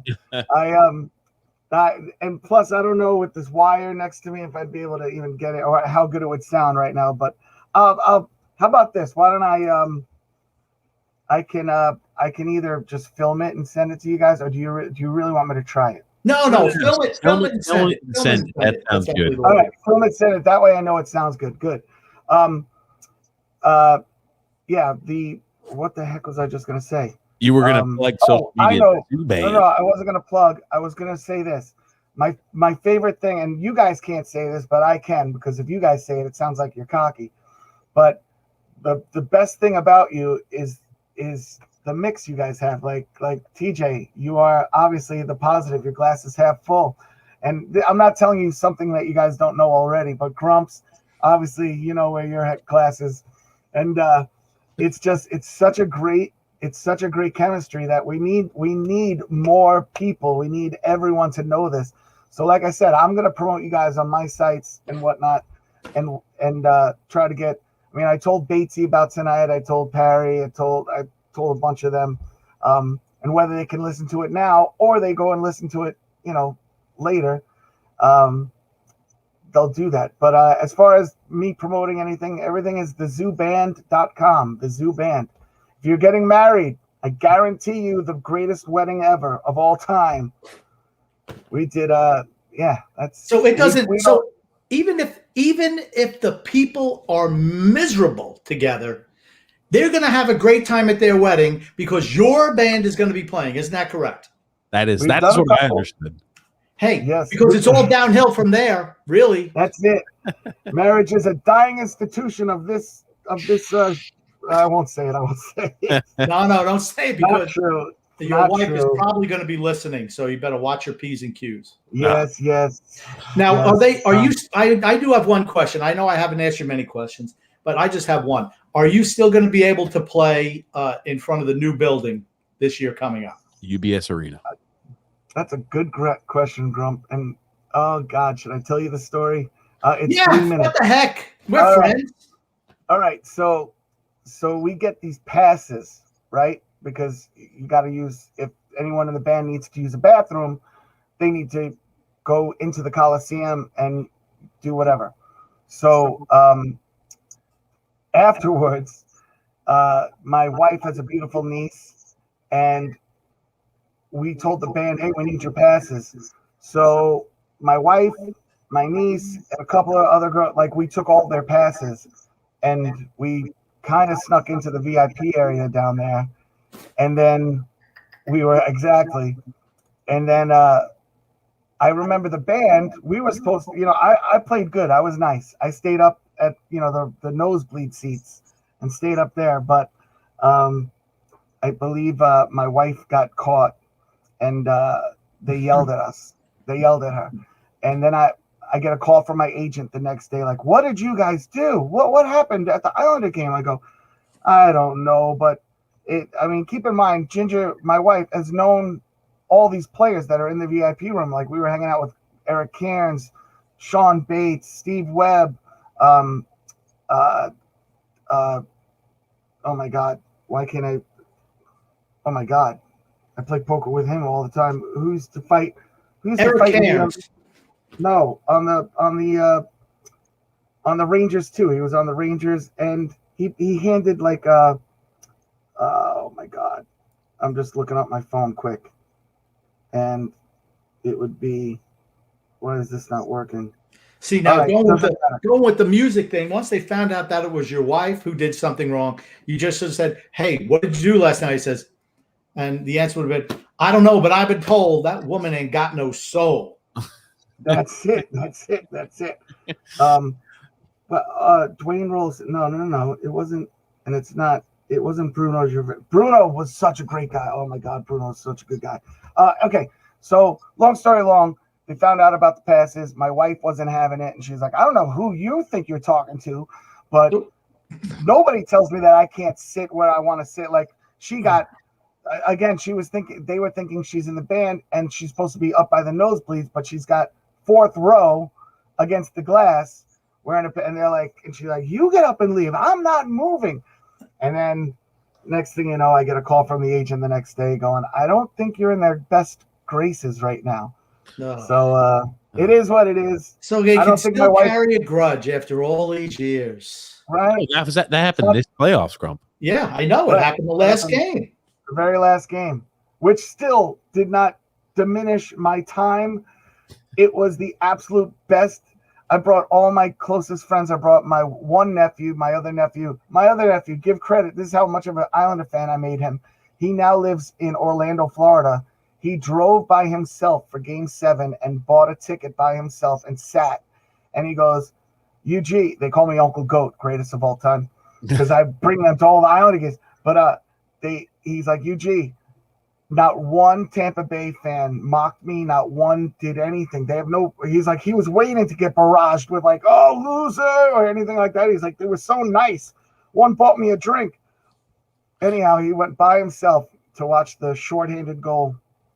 Oh man! Oh God, how'd we lose? Because we put Josh Bailey on the ice in that situation. Oh, That's why. why wasn't Wallstrom in? That's God. I know it's Because we were afraid to but- score goals. We were afraid. We'd Oh. rather play Travis Zajac, Leo Comrade. I really want Wally. Wally's got a. I really think he's gonna have a great year. I really pray they use him. Absolutely. He will play this year. He will be a consistent performer, without a doubt. You know what's crazy? If you watch sports, I always think, for one, I always thought, here's a good question, sports question. What do you think is the hardest roster to make in professional sports? I want to say, It's not going to be liked, but I'll say it's soccer. I would say soccer, putting together a soccer club and putting together who you're going to have out on the pitch on soccer is pretty tough. No, but I mean, like talent-wise, like it has to be hockey. It has to be hockey because but to play the game, you have to be able to skate. Agreed. But my answer is basketball. Just because there's only 5 players on a team and everybody plays basketball. All you need is a court. And, hockey, you got to buy skates. You got to have ice. You got to whatever. I was just talking more about a talent, meaning I feel like there's a lot of basketball players in the world. Just like baseball. Baseball is another hard one. And football, there's thousands and thousands of kids. But I just always thought, but to make it on a hockey team is just you mentioned football, and the one thing, football players are usually only really dumb, TJ, didn't you play football? I think I did. Case in point. Case in point. Thank you very much. Oh, man. Great. Remember that comic that used to do now meet the football team? He'd be like, Tom. Oh, God, what was that guy's name? I remember Thomas Hollywood Henderson the night before the Super Bowl playing the Pittsburgh Steelers saying Terry Bradshaw was so dumb he couldn't spell cat if you spotted him, the C and the A. Oh, bringing it back to the old times, Grumpy. Oh, man. I love it. Anyhow, getting back to just you guys really quick, your chemistry is beyond. And again, I just really, truly want to thank you guys. And thank you for having me and let me tell these stories and whatnot. I'm sure I have 1,000 more, but I just love listening to you guys night in and night out. I wish you did it 7 nights a week, but I guess you guys have lives. I don't. I've just recently retired. I have no life anymore. Well, thank you again, Randy, for the kind words. Grumpy, you missed it. You always get on me for not going ahead and pumping the other podcasts. We do have a general sports podcast that we do Thursday, 9 p.m. Eastern Standard Time, and on Sundays, 8 p.m. Eastern Standard Time. And man, oh man, do we talk about anything that could be a hot button issue there with sports? And that's called TJ and the Grumpy Old Man. That's also in the link in the description below. Oh, is it? I never see anything. I don't know what he's talking about.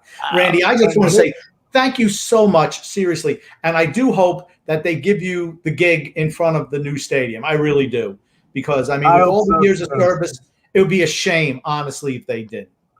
I think I'm going to write them a little email and explain my side of things and what happened and let them know how much I do appreciate being out there, even as a fan and whatnot. But it was thank fun. God I will you say blurred this. your image on this podcast then, so you're not going to make that racist.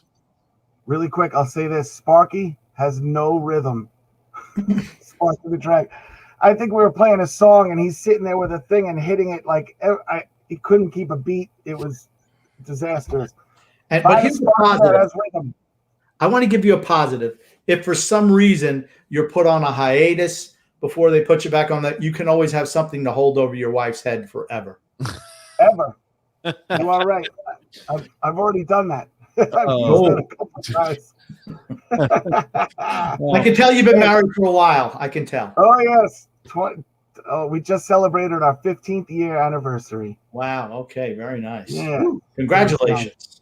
Well, thank you. Thank you. But we've been together for like 24 years.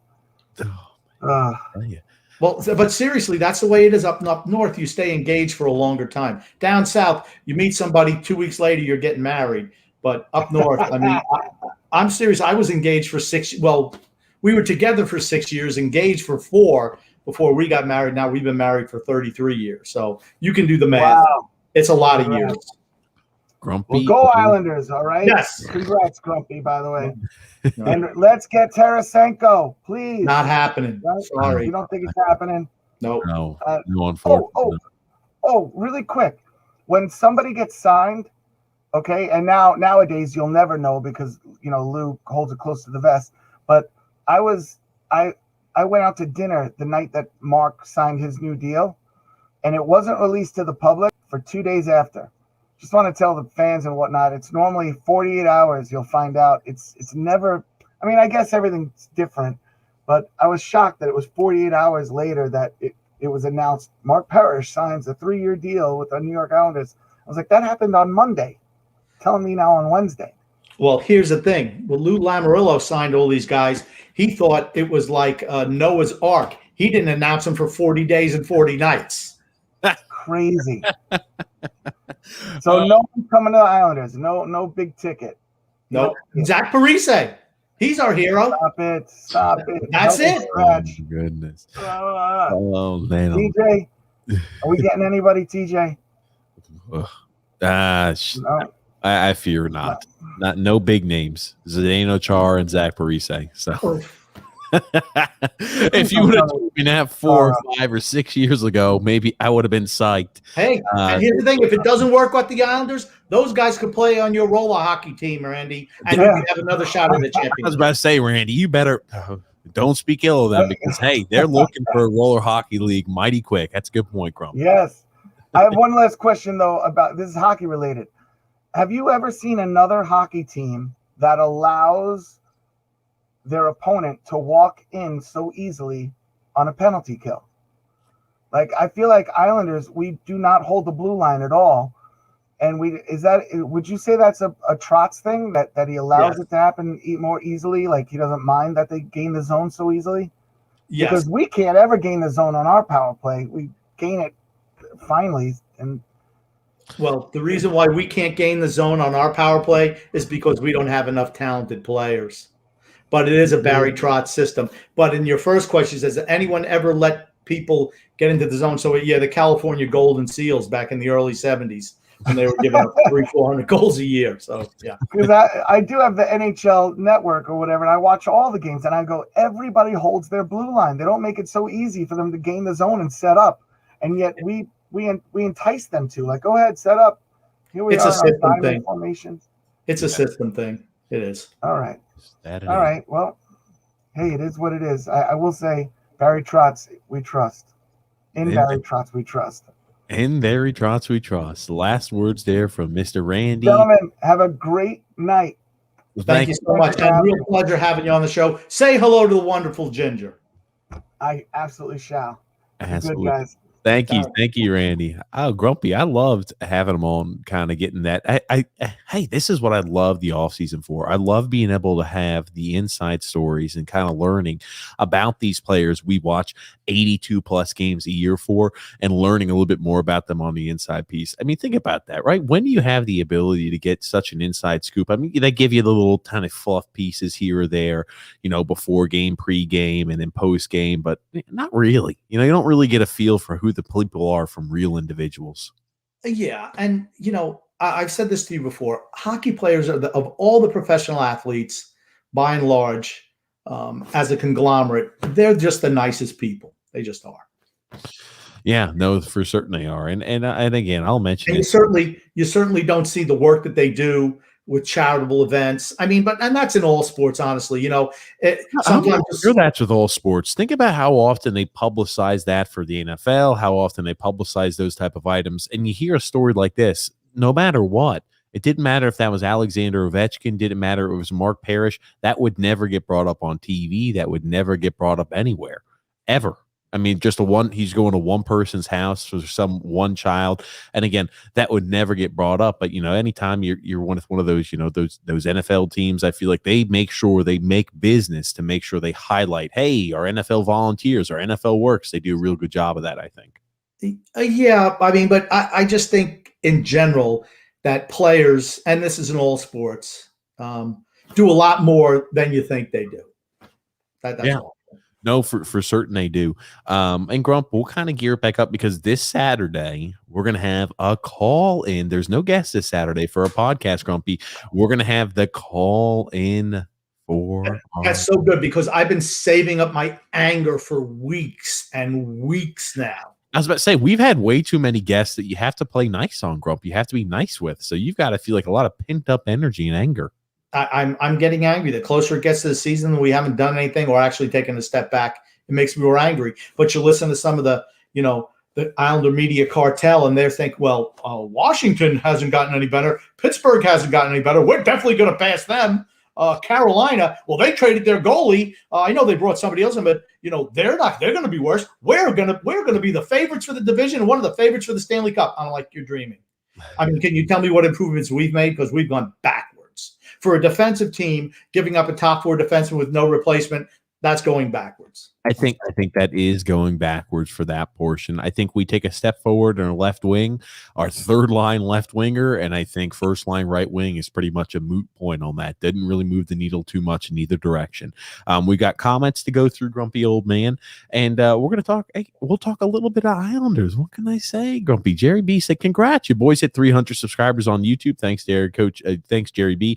He said, "I don't know what the following is on these other athletes, but 300 is pretty cool. I'll tell you one thing. It's definitely not something I ever envisioned." I don't know anything about it, so I'll just say, hey, good for us. Hope we need more. I want more ears, more eyes. Oh my god, Jerry B's all saying, "Please, Grumpy, don't ever sing again. That was atrocious." It's true. It was really bad. I knew it was going to be bad. I can't sing like that. Come on. Alexander also saying, "Grumps, spot on about the offseason." Alexander, love you, baby, and just bow to the pressure. Put the Tom Brady logo on there. That's what I want to see for you. Frank K said, "Grumpy Old Man will be disappointed, but I'm waiting for my Palmieri jersey. Gotta support him. He wears the colors." Frank has too much money if he's buying a Kyle Palmieri jersey. Hey, here's the thing. I'm never going to be critical of anybody who flies the Islander colors ever. I will not be disappointed. You spend your money, Frank, any way that you want. I'll give you my address. You can send me some cash too. I'm cool with that. Jerry B said, "So I remember a few weeks ago or a month ago or so, TJ said if he was going to Vegas, he would 100% bet that Tarasenko was coming to the team. He was wrong." Yeah, it looks like I'm eating a big old shit sandwich. I'm definitely wrong on that portion. There's no doubt about it. Yeah, it's one of those takes that you go, Jesus. I was wrong. I was wrong on some things too, if you can imagine that. Yeah, we brought in Parise. Well, no, we knew that was going to happen. I just don't think he's going to be the savior that everyone thinks. I just found amazing where everybody said, well, if Zach Parise went to this team or this team or this team or this team, it's really not a big deal. But, man, coming to the Islanders, that's going to take us to the next level. I'm like, what are you talking about? Do you also love the articles where it's like Parise's playoff production is underrated? We're already talking here. Like it blows me away. You're talking about the playoff production of Zach Parise back when he had a top 6 role. He's going to be playing bottom 6 minutes. He's going to be a third line left winger with some power play minutes. He's a guy who's playing He's a top 9 forward. He's going to be in the bottom 6. Why the hell are we? And that's just how you could tell, right? There's not a lot to talk about Islanders wise. So we're going to talk about what are the most forgotten Islanders. What are the most forgotten Islanders seasons? They list their top 3. Oh, Zach Parise's playoff production is underrated. Zach Parise saying that he wants to be, one of the pieces here to the puzzle really shows that he's all bought in. I mean, what do you realistically expect? Did you expect him not to be bought in when he came to the Islanders? Do you expect a guy who's 37 years old that doesn't have many suitors to say anything different than, hey, I'd love to be part of this organization? Like, come on. He knows. Here's the thing. He figures, hey, here I am, 37 years old. My career was over. I was bought out by the lowly Minnesota Wild because, I was a healthy scratch. And I can go to the Islanders where all, the retirement home for the NHL exists. And I can sign a couple-year contract there. My buddy Lou Lamoriello, who drafted me, hey, I'm going back there. Here's the thing that always drives me crazy. Well, 3 years ago and 2 years ago, he did this. Last year was an aberration. Well, here's the thing. He was 34 and 35. He's 37 now. He's not getting better. I'm going to tell you again, hockey players don't age like wine. They age like vinegar. Case in point, Zach Parise. And I just have a question. Where is he going to play on the power play? Oh, he's power play. Probably 10 goals on the power play this year. Well, whose spot is he going to take? Because he plays the Anders Lee spot, the Brock Nelson spot. So are you going to sit one of those two guys to play the 37-year-old third liner on that role? And you want who else plays that spot? JG Pageau also plays that spot periodically. They're standing in front of the net guys. I mean, how many of those guys do you need? I mean, maybe they'll put him in the trigger, is what I imagine. But then you think to yourself, all right, Paul Mary plays in that trigger spot before. Wallstrom likes to play there, so I don't know where they're going to put Zach Parise on the power play. That's one of those that I guess we'll find out as the year gets closer. But he's the savior. I mean, you listen to the cartel. He's the savior. You know what it's like? They would who the heck was that? Marc-Andre Bouchard. Did we bring him in one off season? I'm trying to remember his name. Yeah. From I've got to pull him up. I can't remember who it was, but remember when we brought in him? The Islanders. This is a big step in the right direction. This guy's going to add stability to the team. It's the same old slog they toed out there every single article. And here's the thing: I think Zach Parise, going on record, Zach Parise will have more points. He will be more productive than he was last season with the Minnesota Wild. That being said, don't expect Zach Parise to put up 50, 55, 60 points over there because, you got some people who are running crazy with these thoughts that, now that he's playing with Jean-Gabriel Pageau and Oliver Wahlstrom, he might be 50 points, maybe 55, maybe 60 points. Slow it down a little bit, okay? Look at the point production on our forwards year in, year out, and ask me, do you think Zach Parise is going to finish, top 3 in point production on this team? No. Well, he fits the Islanders roster, though. A guy in his upper 30s who can't skate. So he fits right in. Oh, man. Michael Lamb saying, hey, guys, a bit busy tonight, but sending the love. I appreciate that, Michael Lamb. He just looks so tough in that picture. So tough. Eli saying, the Islanders Inquirer, one of the type of people to create an entire story based on the type of toilet paper Lou uses. Well, speaking of that, and I appreciate that, Eli. Now, look at this article, Grumpy. This one made me laugh. Oh, God. Hey, I could subscribe with my email. I can get all the articles, and I got a lad. 3 prospects with the best chance of making the team from camp. I can make this article real easy for you. There ain't a single one of them that has a chance to make an impact on this team out of camp because with the rumors that we've signed Chara, there is no spot open for that left-handed defenseman. There's no spot for a Salah. There's no spot for an Aho. No spot for a guy to play regular minutes like that. Well, I don't know if they've signed Chara yet. So, I mean, I'm going to withhold any judgment on that because I don't know if they sign him. But I just find it funny that we don't have a left-handed defenseman. If you think a guy who's 44 years old, with the exception of him being Tom Brady, of course, is going to be able to compete in the NHL. He couldn't do it for Boston 2 years ago. That's why they let him go. He couldn't do it in Washington. That's why they let him go. I mean, those are just facts. Those teams made zero effort to re-sign him the last 2 years. But you think he's going to get better the older he gets. Okay. His skating is just I always thought he was a good skater for a guy his size, but he can't skate anymore. I'm sorry, he can't. when you okay. You get to 44, man. You just can't do it. It's I've got. Here's the thing. I'm not going to put Zachara down, but at this age, seriously, for a Stanley Cup competing or Stanley Cup competitor, do you expect them to say, "All right, yeah, it didn't work out in Boston, towards the tail end, didn't work out in Washington, got beat in the first round. Now all of a sudden the Islanders, let's go ahead and bring him in, let him play top 4 minutes." Well, he's not the reason why they lost, but I'm just saying he just can't do it anymore. I'm sorry. He's not the reason they lost, but he's not making a positive impact. Okay. He's a guy who literally, I think his job is to eat minutes at this point in time in his career, where that's not the player that Chara used to be. I mean, I just, how many guys in their late 30s, 40s can you have on a defense corps? I mean, two, really? I don't know. It just makes no sense. I'd much rather give the young kids a shot. Jason Cameron saying no improvements this offseason. Us Islander fans have been ripped off again. First of all, it's Jason Cameron or Jason C, not K. What'd I say? You said, I think you said Jason K. I'm sorry, Jason C. See, football players, dumb. Too many shots to the head. That's what you get. Sorry, Jason. Yeah, but I predicted this, so. It's not a surprise to me. I feel like I say this every freaking offseason, but I'm legitimately shocked. There was no big fish, and I saw all the moving and shaking, and I start seeing these contracts roll out. I'm like, oh, this is not going to happen. And now that you hear, okay, Parise's on the team. I wonder what he signed to. What type of bonuses he's going to be paying. What type of can we're kicking down the road till next year with these possible bonuses. And if we're signing Chara, maybe we'll give Chara bonuses too. Well, then you're making a mistake. But here's the thing. There are no spots open. There's no competition there hasn't been a competition for a spot on this team in years. What you saw at the beginning of training camp or what is penciled in, that's what it was. And that's what it is. There are no spots open with the contracts that we have on our forward lines. Not one. Not one. Yeah. No competition for a young guy to make this team. None. So you know what?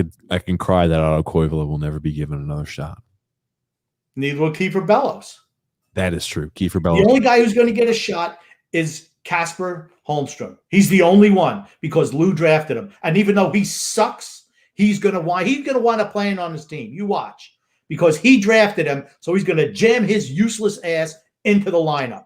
That's what has happened. His useless carcass is somehow going to play on the team. He's going to be the new Josh Bailey. I'm telling you right now, when Bailey leaves, when he's 55 years old, Casper's going to be in there so I can continue the hate because he is Josh Bailey 2.0. Oh, goodness. Useless. Oh, goodness gracious.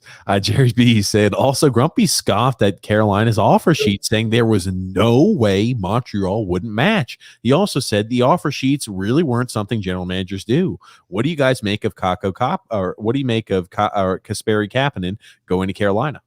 It's not Kasperi Kapanen. I'm sorry, Grumpy. It's Kakaniemi. Yes. I'm sorry, Grump. That was a punishment for going after Aho a couple of years ago. Montreal could have matched that deal. It was 1 year for $6.1 million. 1 year. And here's the thing, too. I think that it was definitely Carolina trying to spite Montreal because look at how the contract was structured. All of it was salary, and there was like a $20 signing bonus. It was the 1 year contract. They literally just wanted to say, here you go, Montreal. We're going to stick it back to you. And Montreal said, here you go, have them. You think about where the mismanagement has lied. I mean, you look at that. Oh, man. You look at that grumpy old man and you think to yourself, oh, man, this guy was a 3rd overall pick 3 years ago. And now you're giving him up for what is going to be essentially a late 1st round pick. And I think it's a late 3rd round pick. Is that correct? Or is it a late 2nd? I'll have to look it up. I think it's a 1st and a 3rd. Okay, a late 1st round pick and a late 3rd round pick. And people say it was a 3rd overall selection 3 years ago. And people were saying, well, how can Carolina fit him under the cap? You know what they did? They just took a guy who people were trumpeting, some of the cartel sites, who the Islanders could get as a left-handed defenseman, Jake Gardner. What did they do? They just dumped him on long-term injury. See you later. 1 year, who cares? And that's how they got him under the cap. Will they re-sign him at the end of the season? Who knows? He'll be a restricted free agent again. So who knows what they'll do? Well, Kotkaniemi, I'm sure will sign for cheaper. Here's the thing. I mean, like, this is a guy his fourth year in the league. Will you take a step forward? What, you'll be 21. You'll be, through the entire portion of the year, you got to start producing. But that's one of those odd ones, right? They're going to have to play him at wing. I mean, you look at their center depth. They're not moving Trocheck. They're not moving the centers they have in a top six role. You're not bringing in Kotkaniemi there to play bottom 6 minutes. You're bringing him in to play a top six role, especially if you're paying him $6 million a year. So they're going to have to move him to the wings position. Well, maybe he feels more comfortable on the wing. They're loaded up front. They have speed and skill up front, Carolina. They're going to be real trouble for us. I mean, real trouble. Their system gives us both teams that can skate and aggressively forecheck are like kryptonite to our team, without a doubt. My whole thing is, think about how bad Kotkaniemi wanted to leave Montreal, where he took a 1-year deal to leave. He didn't get the financial security that most of these guys look for, a 1-year deal. And he's still going to be a restricted free agent. I just found that very interesting. Jerry Biel said, and TJ's not going to trash talk Jordan Eberle? BS. He was our laziest player next to Letty and more inconsistent than Anthony Beauvillier. Grump, do you agree with that? I think that he subjugated his game. I'll always have respect for him. He was a streaky player without a doubt, but he played well with Matt Barzal. That much I do know. He played extremely well with Matt Barzal. Their styles meshed. And that's the one concern I have with Palmieri. Well, and hold on. What's your issue with Palmieri? Palmieri and Barzal, when they were on the ice together, scored at an unbelievable rate. They played 5 minutes regular strength. 5 minutes. That's a small sample size. That's a small sample size. Yeah, I'll give it to you. It's a small sample size, but they did really well during a small sample size. All I'm saying is that Eberle and Barzal had nice chemistry. They always have. Yeah. From when Beauvillier was on that line to when Lee was on that line. They've always had that good chemistry between the two of them. And because their styles of play were very, very similar. And I don't see the Palmieri as a like-for-like match in style of play with Barzal. I think you're wrong. I think he's a guy who's going to dig for the puck along the corners. I think you got a guy who's a high energy type of guy. I don't think Eberle is a complementary piece. I also think that Palmieri is a complementary piece. They're not pieces that drive by themselves. Difference here is I think that, Palmieri is a guy who I think he's, if I'm thinking energy wise, probably has a little bit more energy during his shifts than a guy like Jordan Eberle would. Would you not agree with that? Again, I'm not going to disparage Jordan Eberle, but that's my opinion. Okay, agreed that he'll go in the corners more, but here's the thing. What is Matt Barzal's game predicated on? Skating. What was Jordan Eberle's game predicated on? Skating. That's where I don't think they mesh. That's why they were such a good fit.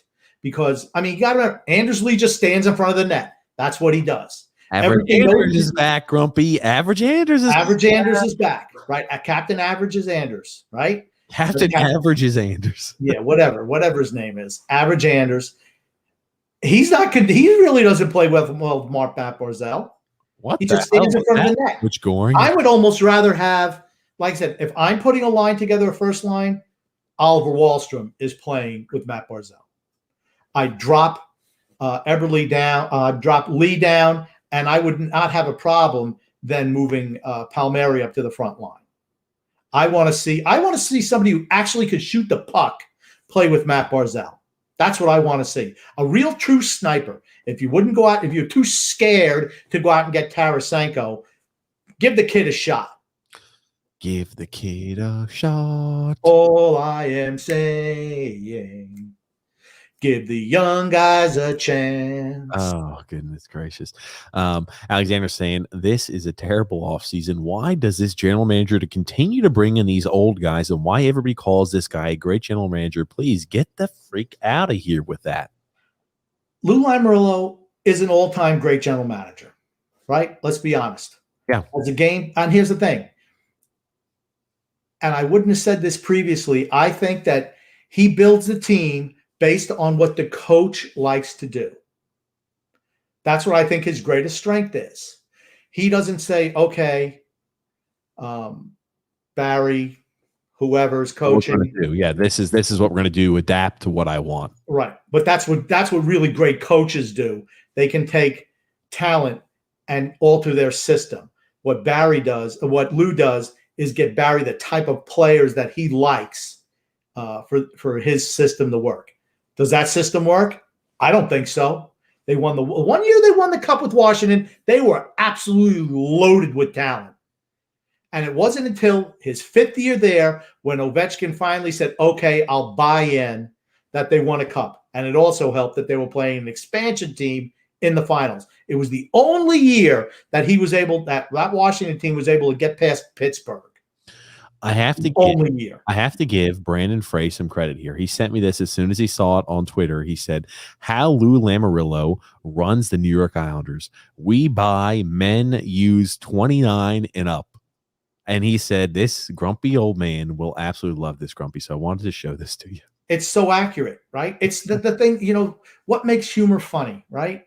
When you take something that's based in reality and kind of skew it. He's 100% right. Thank you so much for that. Absolutely. Different Minds is all saying, Element, laughing my ass off. The audio isn't that good anyway. No. We love Reverend Randy on. Jerry B said, Grumpy can talk about Anders Lee not being worthy of sniffing Patrick Kane's unwashed abstract one more time, please. Well, of course, as everyone knows, this is when TJ made the bold statement that average Anders Lee was a better player for the Islanders than Patrick Kane would ever be. I mean, what a clown show. Like I said, it seems like you're slowly actually trying to make it more of an accurate statement, but keep trying, Grumpy. Maybe one day you'll get the statement completely accurate as to how. Here's what TJ actually said. He'd rather have Anders Lee than Patrick Kane on the New York Islanders. That's exactly what he said. Like I said, football player, Mario said he's getting results talking about trots with players that's in Lou from that Snow brought in. I mean, you look at the team, and again, I think it's a fair point. You look at the team. This is a team that Gar Snow had drafted. These are all players that Gar Snow. That was Gar Snow's biggest inadequacy, is he could never find a coach to actually execute out there and to change us from a laughing stock into a legitimate contender. He was able to draft well. You look at it more. He drafted he had a lot of crappy drafts, but when you draft in the top 5 year over year, you're going to have a decent draft every once in a while.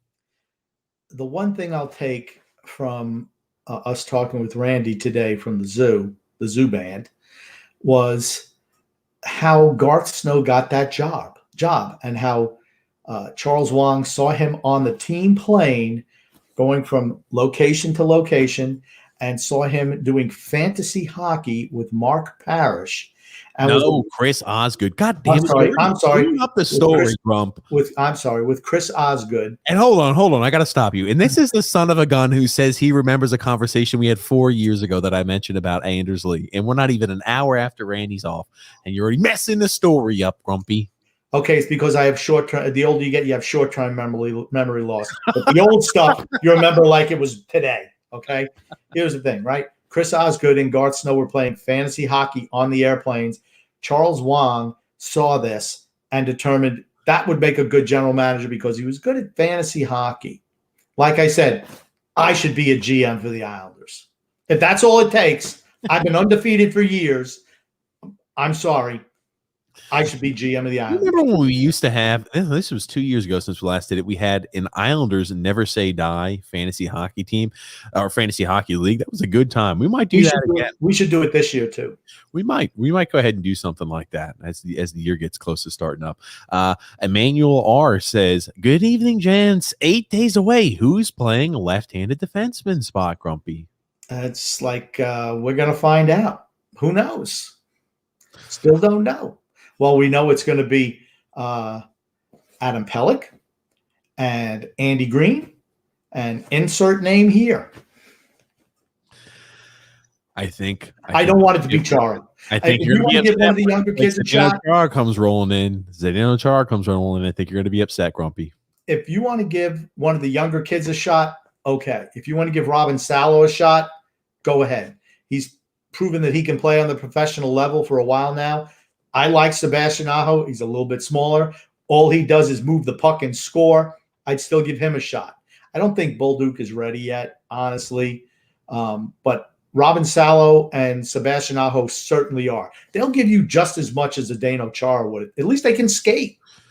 I would argue that Sebastian Aho, completely different style, completely different build, would be more effective than Zdeno Chara at this stage in his age. And I'd say even with the growing pains you'd get from Robin Salo playing on a larger surface and then going to the NHL surface, will be a more effective, consistent defenseman once he was able to get his footing underneath him in the NHL. And that's the thing, right? This is one of those that we always focus on. People will say, well, Chara will provide instant stability. He'll provide this. He'll provide that. Towards the end of the year, when the playoffs come around, which is the most important time, playoff time, most important time, what will Chara be able to offer?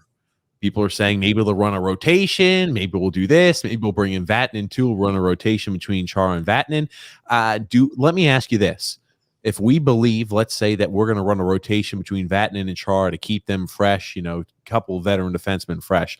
So what do you think our healthy scratches are going to look like on our roster? I don't know. As soon as hold on. Leo Komarov, Travis Zajac is still rumored to have been coming back, and then Vatanen or Chara. So you're trying to tell me those would be the three healthy scratches we have on our team? As soon as you mentioned Vatanen as a possibility for this team, I just tuned you out. I don't want another over 30 ex-New York Devil player on this team. I'm sorry. It's not the New York Devils. It's not the New Jersey Islanders. It's the New York Islanders. Stop picking up those pieces of washed up garbage from a loser franchise, which is what New Jersey is right now. Okay, that's what they are. I don't want those guys polluting the Islander roster. Don't we have enough of those failures already? Tommy B said, worst trade in our history, Chara and the number 2 pick, Jason Spezza for Yashin. Disagree. Yashin could always play. And he was able to play for the Islanders for a number of years. It was the trade that was the worst was Luongo and Jokinen for Parrish and Gavasha. That was by far the worst, because that means that what didn't you do? Instead of drafting Marian Gaborik or Danny Heatley, you drafted Rick DiPietro. Okay, that's what you wound up doing. Because that was the chain of events that transpired. You had the goalie, you had the Hall of Fame goalie in net. You wouldn't had to trade Chara after that. You wouldn't have had to, because he would have been a cornerstone of that team when you have the goalie, right? And then you have Jokinen, who played 15 years, was a solid all-star top 6 forward quality player. And you trade him for Mark Parrish, who was a good player. He scored some goals without a doubt, but it was Gavasha was the centerpiece that he wanted. Underachieving, enigmatic Russian. And that's how you describe him, even to this day. That was the worst trade ever. Emmanuel R. says, Grumpy, undo one move for this summer. Well, we haven't done anything. So if I had to undo one, I guess it would be signing Parise, because that's the only move we actually made. Everything else was just re-signing our own guys. I wouldn't undo the signing of Parise. It depends on what the contract looks like. If the contract's miserable, I'd say, yeah, sure, redo it. But we haven't made. I guess if Chara's coming here, I'd say unsigned Chara, unsigned Vatanen. All right. If you're talking about we're going to be finding out in a matter of about 2-3 weeks what the roster looks like. It's going to be 8 days, and you're going to find out. When training camp starts, you're going to have your roster there, so you're going to find out. But if we're including even the guys we re-signed, gosh, I want to say, I don't want to say Palmieri, honestly, because you lost Eberle. I want to say the one move from this summer that I want to undo would be not trading for Tarasenko. That'd be the move. Okay, that's the one move I wish they would have. That's the move Grumpy would want to undo, not trading for Tarasenko. Okay, yeah, that's the move I want. Emmanuel R says, TJ, favorite move of the summer. Here it is, Grumpy. You're not gonna like this one. I am a fan of the Zach Parise signing, depending on what he signed for. I think he's much better than the third line left wing options we've had in the past. I think we can agree on that. He's better than Michael Del Cole. I will say, I think that Kiefer Bellows, if they ever were to give the kid a chance, would be able to foot the bill in that role as well. But they never will. So it's better than a Michael Del Cole. It's better than a Leo Komarov. It's better than a Travis Zajac. But that's my point. You have Kiefer Bellows. He's a young guy who can get better. Zach Parise is not getting better at 37 years old. But the fact that they won't give him a shot just drives me crazy. I also, real quick, I want to bring up something else. I know I talked. Jesus Christ, Grumpy, you're taking baby sips over there. Jesus. See what I do? I put a cap on my drink after I'm done. Why? So I don't spill stuff all over the floor. Grumpy. It's empty. What do you need a cap on it for? I always cap it. What can I tell you? Oh, no cap, Grumpy. I'm the no cap gang. Anyway, so I want to get back to this because people are still supporting. And again, this is you want to know why you're no cap guy? Hold on. You want to know why you're no cap guy? You want to know what else they can call you? Not getting security deposit guy. That's what they're going to call you too. Because when you stain a rug like that with your disastrous dropping your fire hydrant worth of drink all over the floor of red liquid or whatever color, you're not getting your security deposit back. Good job. I will tell you this. It actually, I think it just brought out, it kind of actually enlightened the color on the floor because I've got brown rugs and it was a brown drink. So it actually kind of made it mesh well. I wanted to play this one more time because I'm thinking about it. Who are going to be the healthy scratches for the Islanders this year? We talk about, can a young guy make this team out of camp? Let's play this, right? We traded for Richard Pianic. Do we think he's going to play in Bridgeport? Do you think he's not going to have a chance? We have 3 spots we can have for healthy scratches as forwards. And you've got one there for like emergency backup goalie and everything of that nature. But seriously, let's play along with this because you got 23 men on a roster, correct, Grumpy old man? You've got 19. You have 19 skaters, 2 or whatever. Is it 19 skaters, correct, Grumpy old man?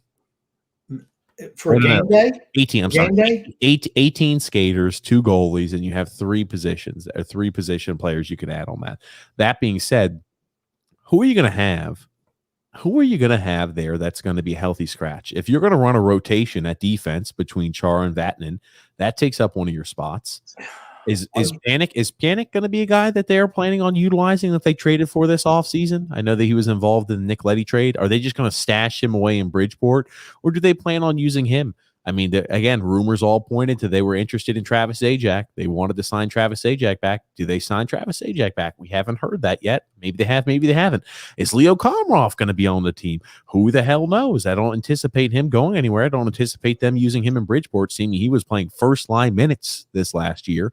So, I mean, you're looking at healthy scratches of guys like Richard Pianic. You're looking at Leo Komarov. You're looking at Travis Zajac. You're looking at guys like a Chara, maybe a Vatanen duo. Yikes. Young guys. I'm saying is young guys, doesn't matter how well they perform. You could have Robin Salo out there during preseason and, however many games they play, he can average 15 points a game and be a plus 97 at the end of preseason. He will never get a chance to sniff the ice if they already have, a deal worked out for Chara and Vatanen. That's the way this team is. There is no competition for jobs ever. And that's why you're never going to be as good as you can be. When there's no competition, there's no reason for a player to get better. They know they're going to be here year after year after year. That's why you never see, oh, wow, the Islanders are a surprise team. No, we're not a surprise team. All we can do is just hope to maintain status quo. And it's the question to me isn't who's a healthy scratch. It's like I can tell you the opening night roster. I could have told you the opening night roster as soon as we found out months ago that Palmieri was re-signed. I could have told you the opening night roster. All these moves that they said were talked about the first day of free agency.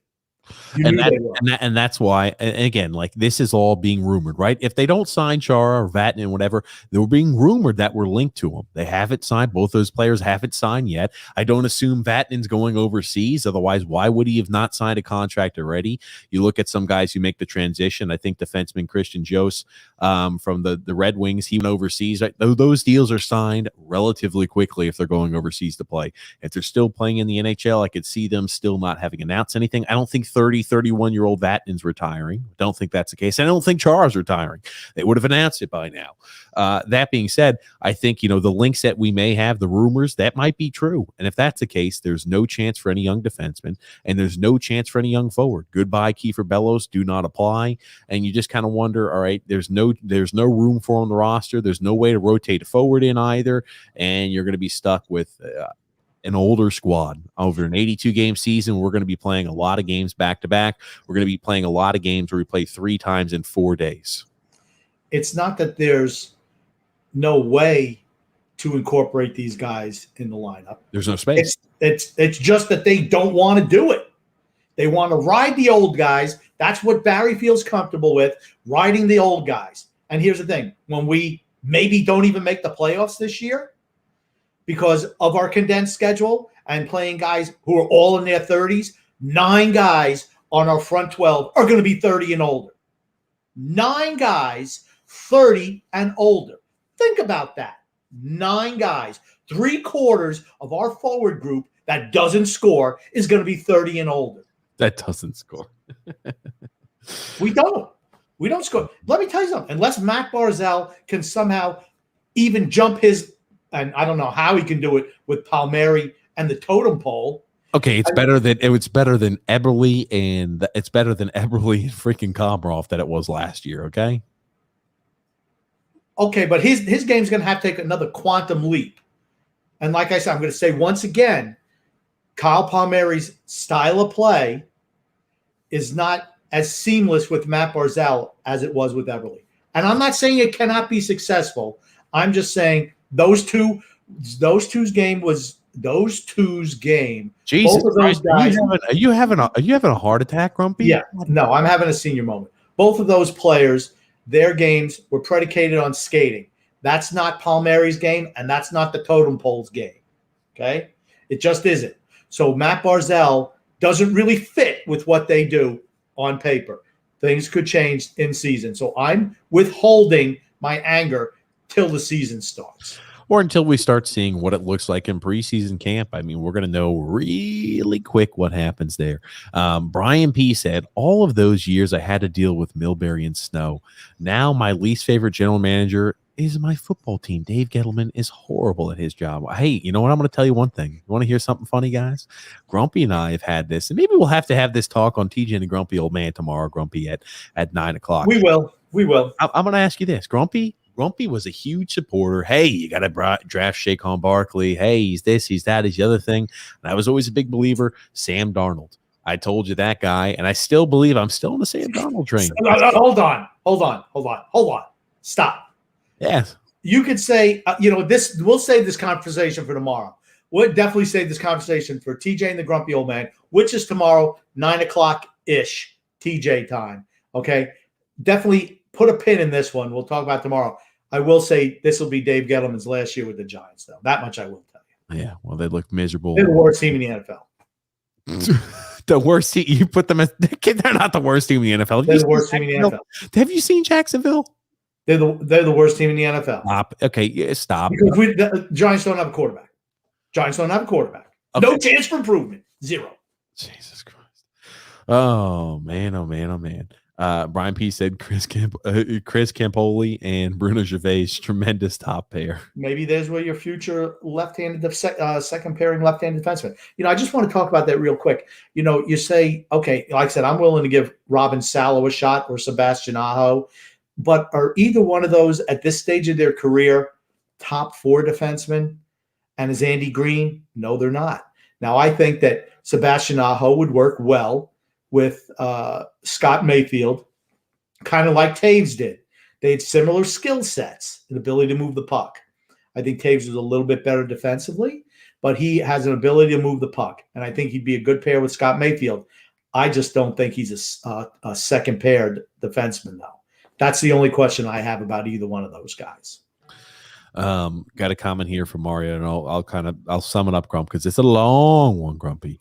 I know people love to pick on Snow, but when you compare Snow to Lou Lamoriello's draft record, Snow's picks outperform Lamoriello's. I looked this up, but Snow drafted players that made it to the NHL at a greater rate than Lamoriello's. Snow's picks have played more games and scored more goals than combined with Lamoriello's picks between 2006 and 2018, which are the years that Snow was a general manager. Contrary to what people think, more lower draft picks selected by Snow made it to the NHL than those selected by Lamoriello. Okay. The only thing I'll say to that is Snow had more shots to make these picks. He was always, picking up additional first-round picks, moving around in the draft. And it also helps when, you have a John Tavares or you're picking in the top 5 every year. Certainly helps. So you can take a flyer on a guy like a Brock Nelson at the end of the first round or an Anthony Beauvillier. It certainly helps in that regard, where when you just have one pick in the round, you're probably, and Lou's probably going for somebody who fit the system with the Devils in particular. So he's looking for a certain type of player. I mean, he drafted Zach Parise, who turned out really well. So again, I think a good way to sum it up too, they maybe Lamoriello looks for those players later on in the draft that fit the system as opposed to Gar Snow. He was always a guy of, I will take a risk on talent over attitude, talent over anything, and that was always what Gar Snow did. And that's why you see you're able to find those gems. You're able to find those Pellics in the third round. You're able to find those Anders Lees late in the drafts because you say, hey, I'm gonna pick players I think have talent and you could do it rather than a guy who fits in a system. So yeah. Okay. A fair point, Grumpy. Brian B said, hello all. What is up, Brian? Wonderful to hear from you again. Absolutely. It is. Look at this. Here we go. Alexander said, hopefully one of these days I'll make a trip up to see a game in the new arena. Until then, I'll just see the Islanders here in Sunrise. Grump, are we going to be making a trek to UBS Arena first season, you think, Grumpy old man? Or are we going to wait? We're going to put that on hold. Do I have to wear a mask? I'm sure yes. Then no. Okay. Paulo C said, as a long time religious fan since 1978, when Milbury became general manager, I was so disgusted with him that I lost interest in the Islanders for those years and the Gar Snow years as well. It's funny you mentioned that. For me as an Islander fan, and I've been an Islander fan, like I said, since their inception, I always, during the lean years, I was always looking forward to the draft. And this was before free agency. It was always the draft. Who did we get? Who could potentially be? And that's what I lived for. The J.P. Dumonts with the third pick. The Wade Reddens, all those guys. I lived with that. That's what I lived for because we were so bad. It was always, better luck next year. Hope springs eternal. And that's what we had for years and years and years and years. It's a little bit different now, right? Now I'm not so infatuated with the draft. And how could you be with Lou Lamoriello as GM? We never have any picks. This is a good draft. This is a good draft for what we had. Well, I'm sure we're moving those picks too for some 35-year-old, 40-year-old Hammenegger. What the hell are you talking about? Next year. No. I'm saying this year's draft was good. Hopefully. You didn't like this year's draft? Yeah, I do like this year's draft. I just hope they pan out. Just like we said, this year's draft was good. But my point is, I used to live that everything was for the draft because the regular season was always bad. We never had a shot of making the playoffs, so it was all about the draft. Where now that's changed a little bit. And to me, what's frustrating is this team. And while I'm more happy the team is doing better than we were, I just wish we would do something else to put us over the top. We haven't done that in the 3 years that they've been there. Have not. Yeah, that's why I've always been a big supporter of, hey, we still need that top six forward. We still need, a big fish in order to put us over the top. We haven't done it. And as it grows closer and closer to preseason, looks more and more like we are not bringing a big fish. There's no way in hell it's happening. John P. said, great listening to these stories from Randy. I miss Long Island. I was born and raised there, grew up about 4 miles from Long Island Arena, home of the Long Island Cougars and the Long Island Ducks. That's right. I remember going to see Long Island Ducks when John Brophy was playing there. I think he was player coach. This is going in the 1960s. And I remember, used to go with the Boy Scout troop, and we always had, the seats. It didn't matter. I mean, nobody was there. But I remember us having seats like at the top of the top. I don't know what they were per ticket, $2-3, who the heck knows. And they always said, bring hockey tickets. And I didn't know what hockey tickets. It's like toilet paper. That's what hockey tickets were in the Boy Scout lingo when you were going on a field trip like that. We've got a mid-roll ad to play. I have forgotten that we had changed up, and I do apologize. We had changed up to where we were no longer doing pre-roll ads there for DraftKings, but we do have an ad to play from DraftKings, Grumpy Old Man. Well, This week's episode is brought to you by DraftKings. Week 1 may be over, but the season's just getting started at DraftKings Sportsbook, an official sports betting partner of the NFL. To kick off Week 2, DraftKings is giving new customers $200 in free bets instantly when they bet $1 on any football game. Listen up, because you don't want to miss this. Head to DraftKings Sportsbook app now and place a bet of $1 on any Week 2 game and receive $200 in free bets instantly. If DraftKings is not yet available in your state, DraftKings still has huge cash prizes up for grabs all season long with their daily fantasy contests. DraftKings is giving all new customers a free shot at millions of dollars in total prizes with their first deposit. Download the DraftKings Sportsbook app now and use the promo code THPN to receive $200 in free bets when you place a $1 bet on any football game. That's promo code THPN this week at DraftKings Sportsbook, an official sports betting partner of the NFL. You must be 21 years or older in New Jersey, Indiana, and Pennsylvania only. New customers only. A minimum of a $5 deposit and a $1 wager is required. One per customer. Restrictions apply. See DraftKings.com/sportsbook for details. If you have gambling problems, call 1-800-GAMBLER, or in Indiana, call 1-800-9-WITH-IT. Grumpy, is it not just like me? Of course, the one time we change something up, we do a mid-roll ad. It's 2 hours and 20-some-odd minutes in. Well, that doesn't mean we're doing a 4.5-hour show. I don't think so either. Ryan P said, agreed, Grumpy. Parrish is awesome on TV. He's really, really good in that role. And think about it. A lot of times during the intermission, you're just kind of half listening. You're doing some other things before the next period starts.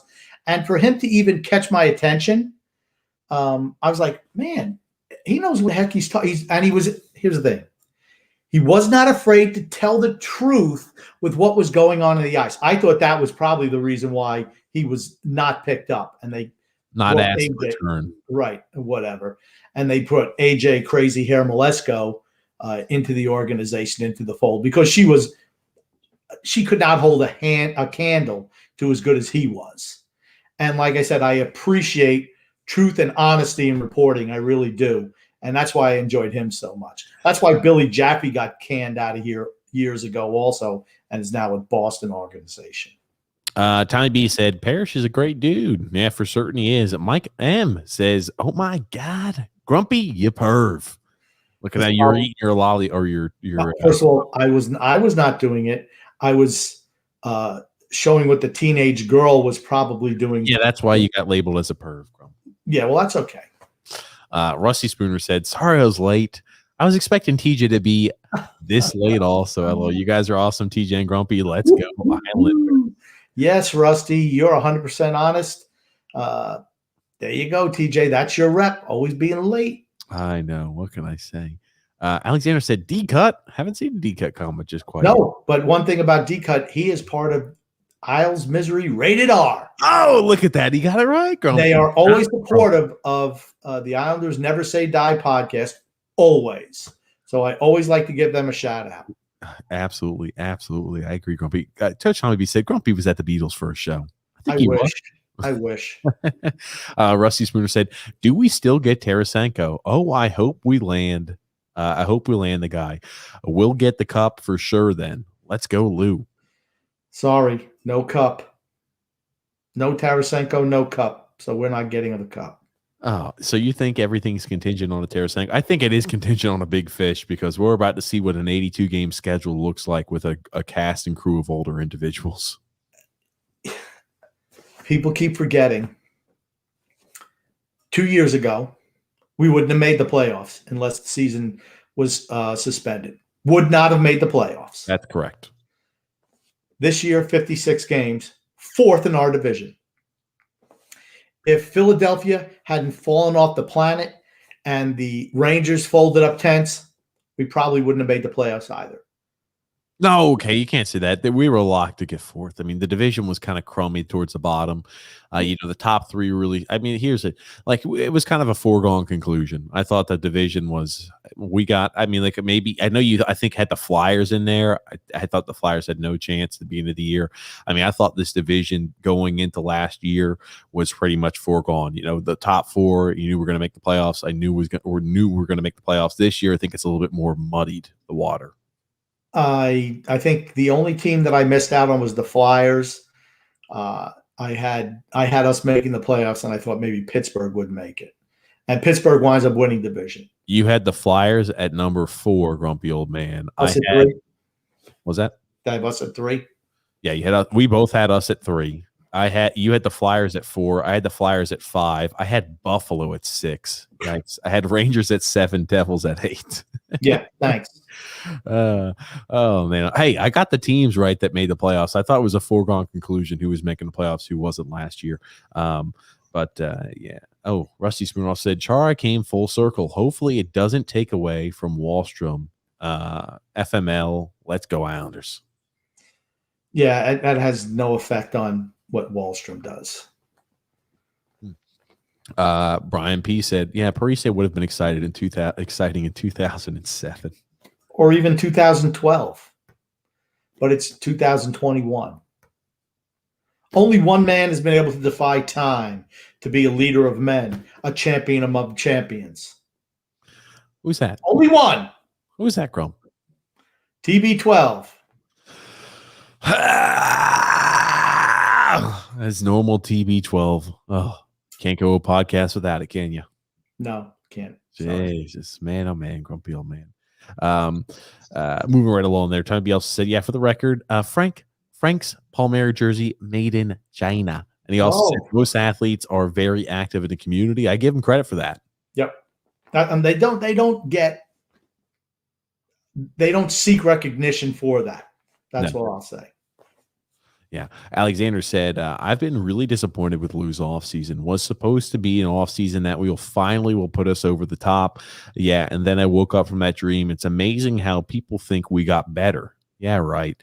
I was about to say, I don't think we've taken a step forward. I think, even if you're super optimistic, I think you'd be lying to yourself if you said we did anything but stay status quo. And I think that, it somewhere lies in the middle. I don't think we got drastically worse. I think we took a little bit of a quarter or a half a step backwards. Okay. We've stayed the same on the front and on the offense, the same, exactly the same. And we've taken a step back defensively. You lost a top 4 defenseman, and say what you will about Letty. He logged a lot of minutes, and he was trusted by Barry Trotz. That is true. That's it. We've taken a step back. The offense is exactly the same as last year. No different. Same thing. Shampoo, Lou, wash, rinse, repeat. John P. said, I'm thinking Tarasenko's shoulder did not pass the ortho scrutiny. I think they want to get him so cheap. That's what I think it is. They want to make sure that they're not paying any money. They want St. Louis to pick up cost. That's what I think the whole thing's about. And here's the thing. Who's the only guy we could move there? I mean, as a veteran, it'd have to be John Bailey, right? Bailey's the only one. Why would St. Louis want Bailey? Why would they want him? He's nondescript. He's vanilla ice cream. That's what he is. Hey, you know what? I'll tell you one thing. And here's the thing. I love vanilla ice cream. I do, but here's the thing. I don't want A&P vanilla ice cream. I'll have Breyer's vanilla ice cream. I don't want some store brand. What's A&P vanilla ice cream? What the hell is A&P? A&P, it's an old supermarket up north. I don't know what supermarket, maybe Wallbaum's, whatever your store brand Walmart, is. Walmart. Everybody has Walmarts here, bro. You just say Walmart. I don't know what they have up in New York. Value. They've got Walmarts up in New York. I don't know. Walmart? I don't live there. I don't know. Oh, stop. So they have Walmarts up there. You live up there? Yeah. I work at Walmart actually up in New York, Grumpy. Yeah, right. Okay. Yeah, that's where I am. Jerry B said, for real though, what is our defense going to look like this year? We still have basically 2 gaping holes on the left defense side. There's no way we can roll out Green and or Chara every night. with over an 82-game season. Well, they look at it as Andy Green they look at it as one hole. They figure Andy Green is going to be able to do it. And here's the thing. Andy Green was not good last year. And that defense pairing, after Dobson got COVID, that defense pairing was not good because Dobson wasn't as good for the rest of the year. He started picking up his play in the playoffs at the tail end, but I thought the COVID really affected him. He was carrying Andy Green early in the year. He was. And I put it like this. Realistically, what do you expect from Andy Green? I'm not expecting him to get better. I'm not expecting him to stay the same. He's not the ageless wonder. I'm expecting him to decrease. So even if you thought, hey, Andy Green did he did a good job. He fit the role. He did an okay job. All you're going to see is just decreasing production at Andy Green. It's the same thing that you see in charts, the same thing we see with all these older individuals. So, I mean, I thought Andy Green did, I think you're painting a little odd, Grumpy. I thought Andy Green did, at times he was good. I mean, he's a guy who just kind of eats minutes, and that's what, from a guy like Andy Green, that's fine for me. But I don't expect his play to be improving. Okay. I said that's what the team feels, that Andy Green is going to be able to play 82 games. That's what they feel. Oh, Jesus. And like I said, he was nowhere near as good last year as he was in his 38-year-old year. So, like I said, but it's interesting that you mentioned you don't expect Andy Green to get better. You're going to have decreased production. Andy Green's only 38 years old. Yeah. Okay. He'll be 39 this year. He'll be 39. But here's the thing. You're expecting Zach Parise somehow to improve from the 10 goals he scored last year. I mean, like I said, he's 37. He's not going to be getting better either. And he's not. And here's the thing. At the beginning of the year, he was playing up on the higher lines. It's only when he proved he couldn't do that and he got passed by the young kid there. Kaprizov. Yeah, whatever his name is. He's really good, right? He got passed by him. He got pissed. He got sulky when they put him on the third line because he couldn't do it anymore. So he was a healthy scratch. So to expect him to improve his game, that's why I laugh. I just laugh when people say, oh, well, he's going to improve his game at 37. Or Andy Green's going to improve his game at 39. Or Zdeno Chara is going to improve his game at 44. Just not going to happen. Paulo C said, Parise just adds more depth if injuries, period. Don't expect anything more. Well, he's going to be playing. He's going to be playing. He's going to be playing every single day for us. He's going to be an everyday guy, third line left winger, playing 80, if healthy, playing all 82 games. Here's my concern. He gets outplayed in training camp by Kiefer Bellows and still's the starter. They've done that before. Devon Taves. Devon Taves. Adam Pellick. Ooh, that's something in my throat. They do it all the time. Their starters they don't use pencil to write in their lineup card. They take one of those hammers and chisels and knock it into granite. Those are the starters, period. End of sentence, end of story. We don't use pencil with eraser or even pen. Chisels. I still laugh my ass off thinking that Lucas Spiza was a starter over Adam Pellick 2 years ago. Or 2 or 3. Was it 3 years ago, Grumpy? 3 years ago. Just let that thing sink in now. 3 years ago, he was a starter over Adam Pellick, guy who was the best defensive defenseman on our team. And at that time period, he was still a hell of a lot better than Lucas Spiza. Tommy B said, Tom Brady needed some help from the officials with that blatant missed offensive pass interference last Thursday. Well, we found something else Tommy knows nothing about, which is football. We knew nothing about hockey. Now we know he knows absolutely nothing about pass interference calls either. Oh man! I'll tell you. You're allowed to body up the guy, and as long as you don't extend the arm, you can elbow. You can't extend the arm. No pass interference. The guy was holding the whole way down the field. They're not going to call pass interference, sadly. And they shouldn't have. He shouldn't have. It's okay. It's okay, Tommy. I know you're a little jealous. It's all right. Jeremy also said, our only left-handed defenseman is Pellick. Who do we have besides that? Has there even been an announcement that we've re-signed Green? Yeah, we've re-signed Green. But yeah, I mean, right, we had to re-sign Green in order to leave him exposed in the expansion draft. Yes. So we've re-signed Green. Yeah, Brian P said absolutely no competition. If you're old, you win a roster spot. Sad but true. Jason C said, "Preach it, Grumpy." Got to do it. And Alexander was saying, "No, I will never root for Tom Brady." That's okay. I know you won't, Alexander. I just like to tease you a little bit. That's all.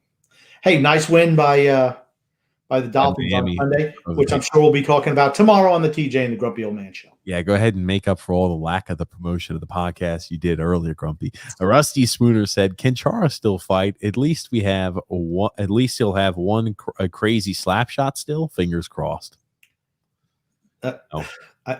I mean, hey, Zdeno Chara had his day. Wayne Gretzky had his day. Raymond Bourque had their day. Bobby Orr. Age is undefeated unless you're Tom Brady. Yeah, Jerry B brought this up again. I remember you brought this up a few podcasts ago about Cizikas. He was arrested for manslaughter, accidentally killed somebody, giving him a concussion during a rugby game. I did see that, yeah. And I know Grumpy mentioned last time that that was a situation too where it was freaky, and that maybe dropped him a little bit in the draft regarding that as well. Grump, I know you'd mentioned. Yeah, like I said, I don't remember what happened, but that's a pretty lenient sentence. Yeah. And then let's moving right along here. Oh God, Jerry B said, "TJ, pull up the Eyes on Isles article where it says the Islanders have the most forward depth in the NHL." Oh, yeah, shit. God, yeah. Everybody's going to be 20 goal scorers. Really? Okay. Dreaming. Did they even throw Bailey in there? He's never scored 20 his whole career. But somehow at 31 years old, he's going to be a 20-goal scorer. Yeah, okay. Walsham's going to score 20. Parise is going to – everyone's going to – it's like Oprah. You get a car. You get a car. You get a car. You get 20 goals. You get 20 goals. Oh, man. The way the Inquirer makes it sound, we're going to be leading the league in scoring, the most balanced scoring. Have you not – did they not watch the games?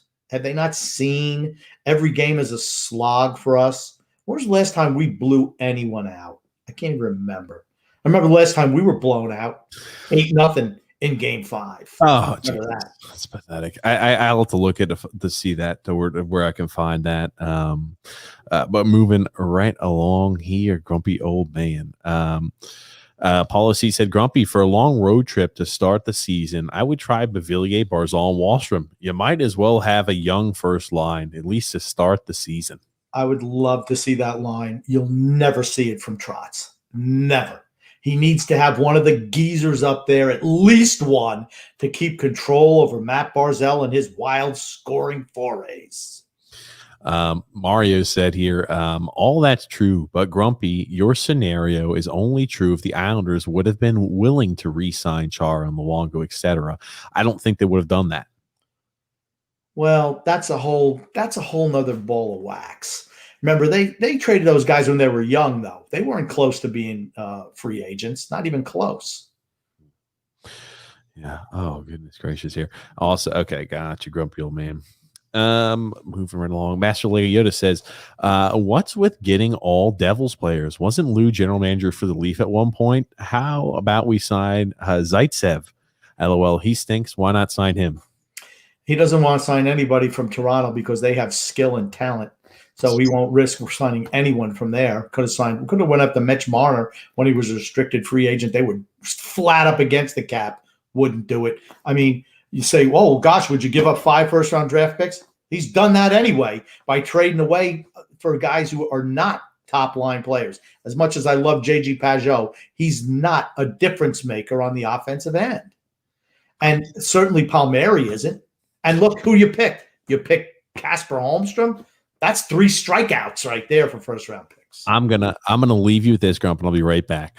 John P. said, "Grumpy Old Man, you keep mentioning how great Brady was, but what about Gordie Howe?" And I'll be right back. Okay.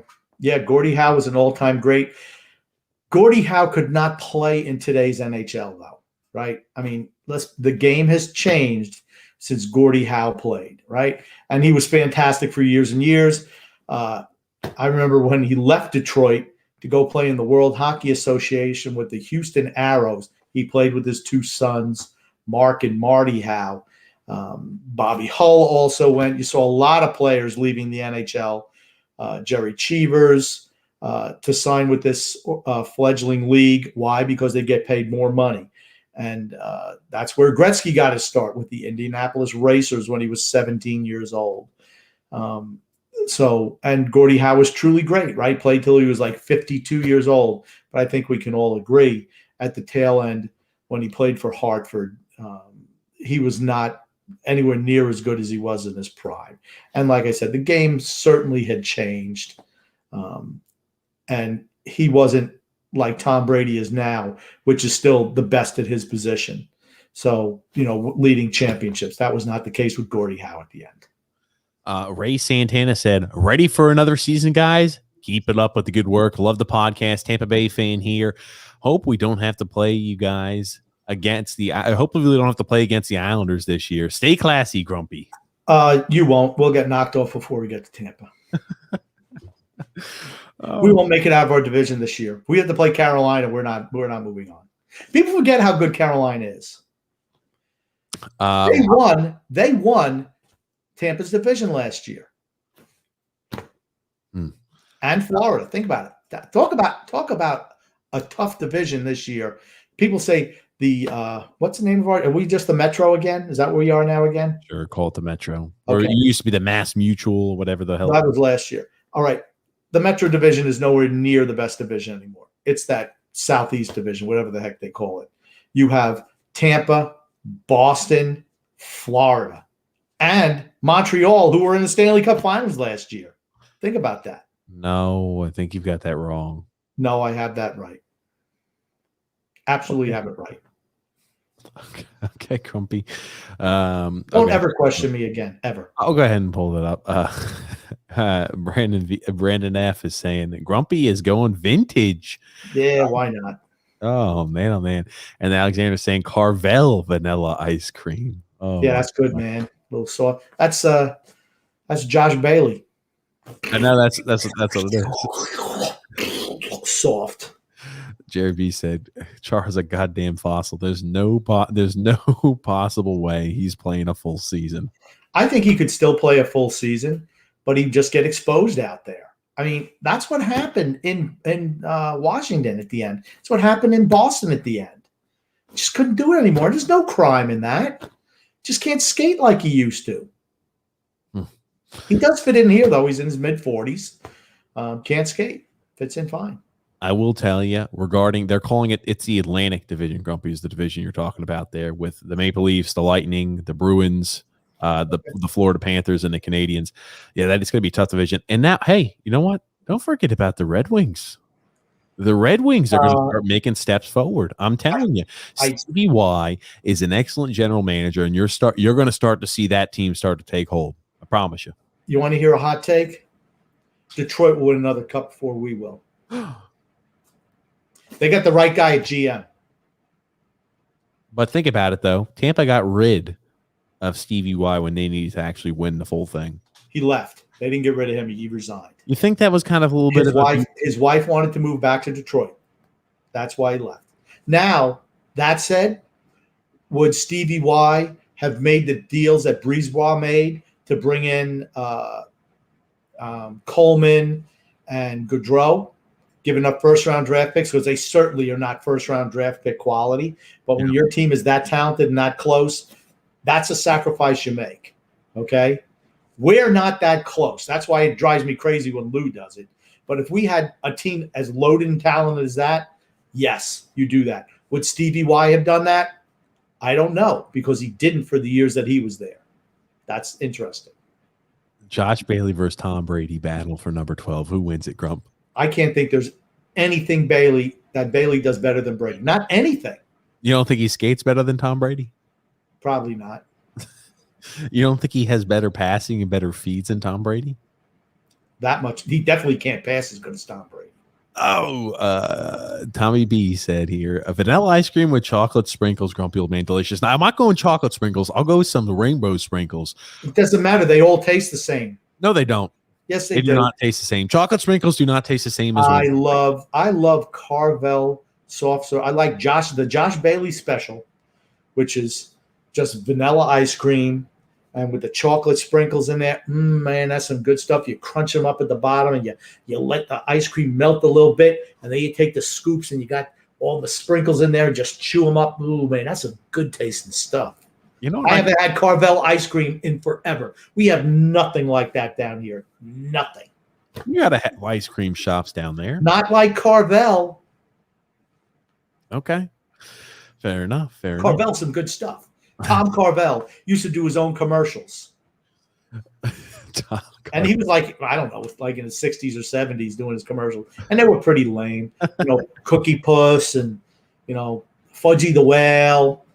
I used to love, here's my favorite, Carvel Vanilla Malts. Oh, my God, they were so good. Oh, dream. I can only dream of it.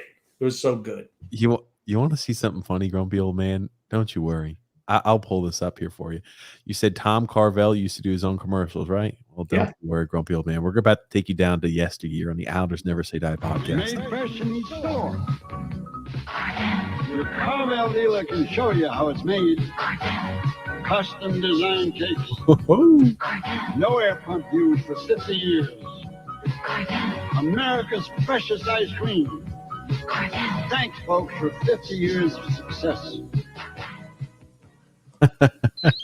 Yeah, that was his voice. That was his voice. I'm trying to see if I can. Honestly, these are looking pretty good, grumpy old man. And look, here's a Fudgy the Whale. Make a wish. I wish I was 29. But I think Oh man, it just brings you back to happier times, grumpy old And man. you know what they had like good. they had like the little crunchies in the Carvel ice cream cakes, and they were just like the little they used to make like the little like the ice cream sandwiches or whatever. I forget the name they call them, but like they were hard chocolate on the outside. What the little crunchies were just those little shells that held the ice cream in, just all ground up and put at the bottom. Man, it was some good stuff.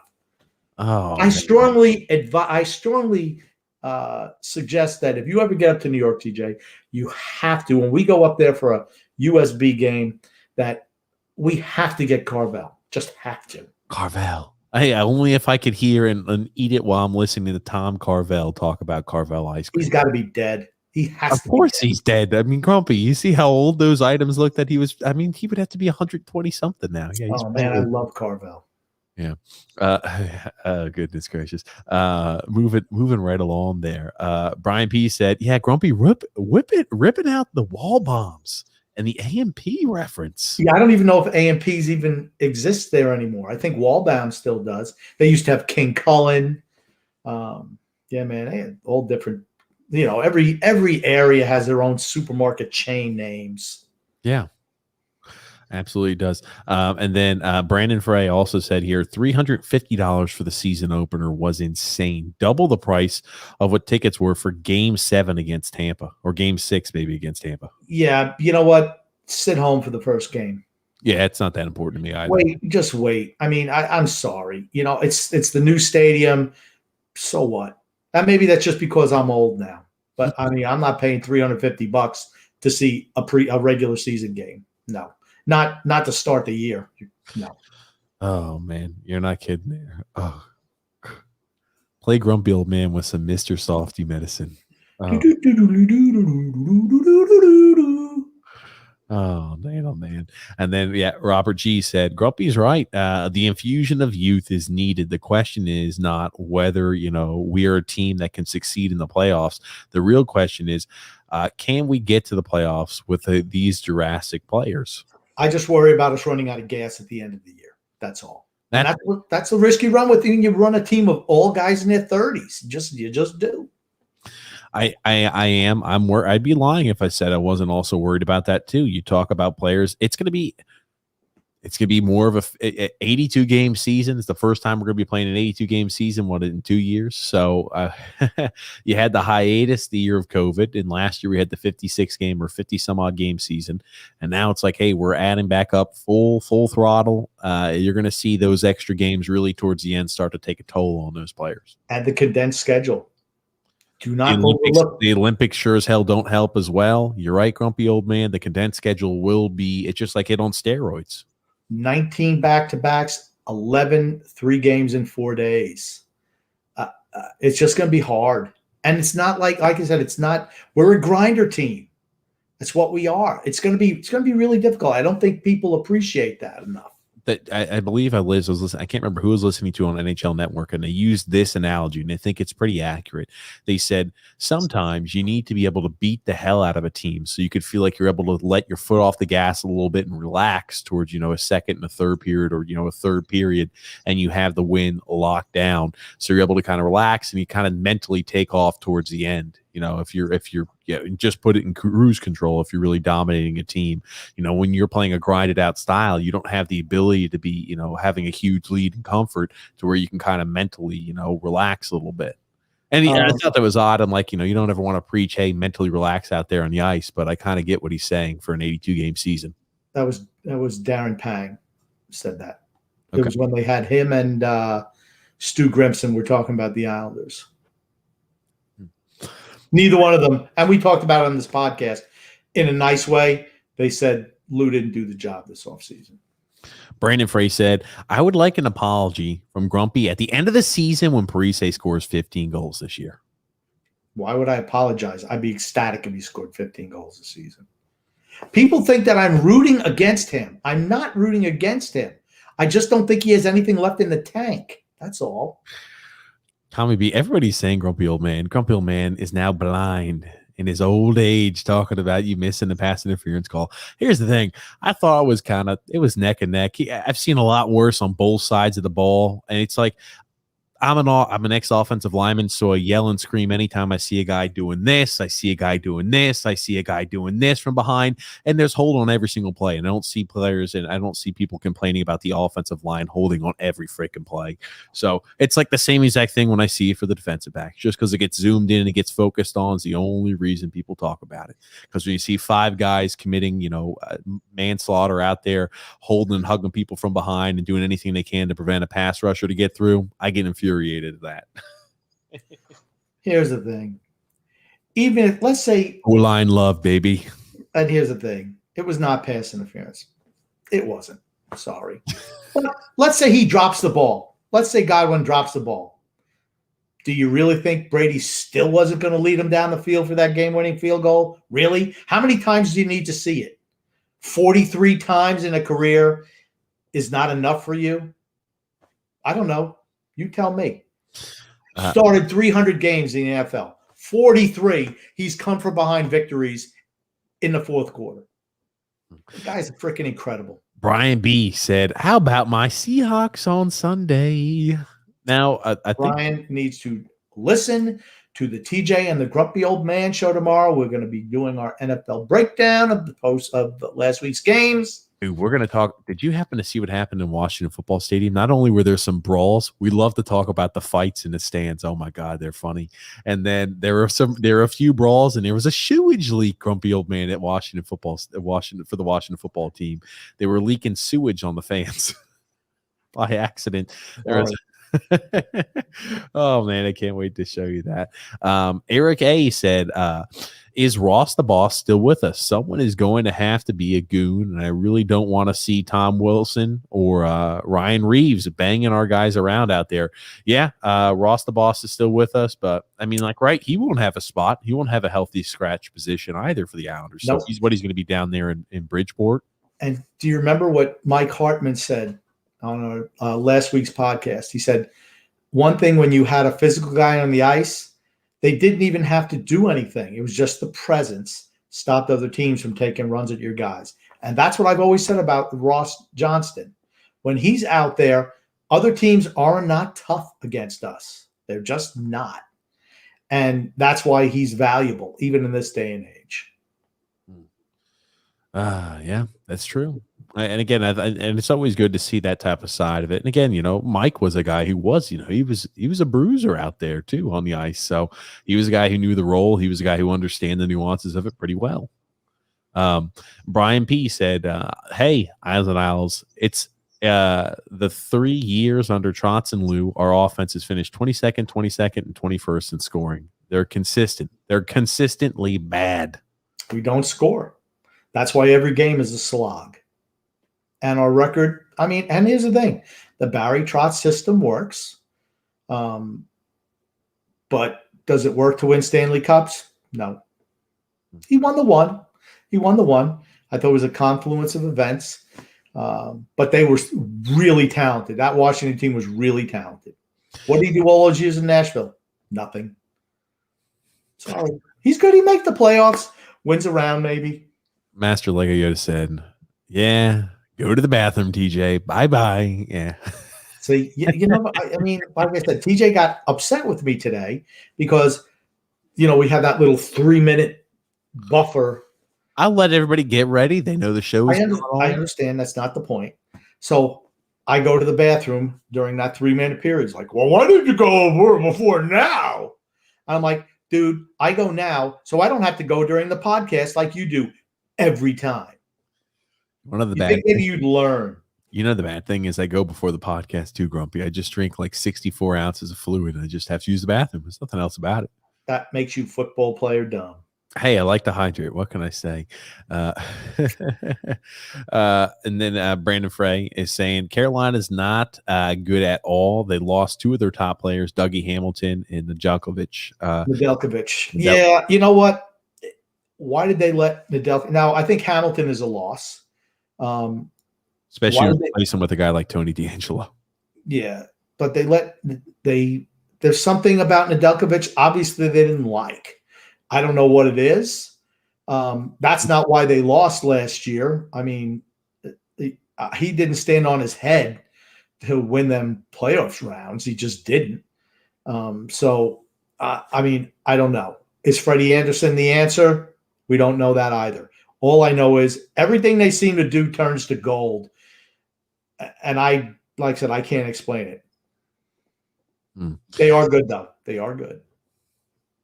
They are good, and the Nedeljkovic move kind of shocked me, kind of leaves me scratching my head too. I agree with you on that one, Grump. I'm just kind of left scratching a little bit. I didn't think necessarily that was a good move for him. Dougie Hamilton, from what I understand, is a mess in the locker room, which is the reason why you have a guy who's a top pairing defenseman going from team to team to team to team, because he just has to have issues. But I think they took a step back on defense, but they were a young team with a good young core nucleus. So that's a team that you would expect, you know, as they continue to get older, get matured. Hey, they're all coming to the prime around the same time period. Yeah. I mean, think about it, right? You got Svechnikov. Think about it. Vinny Trocheck is a veteran on that team now.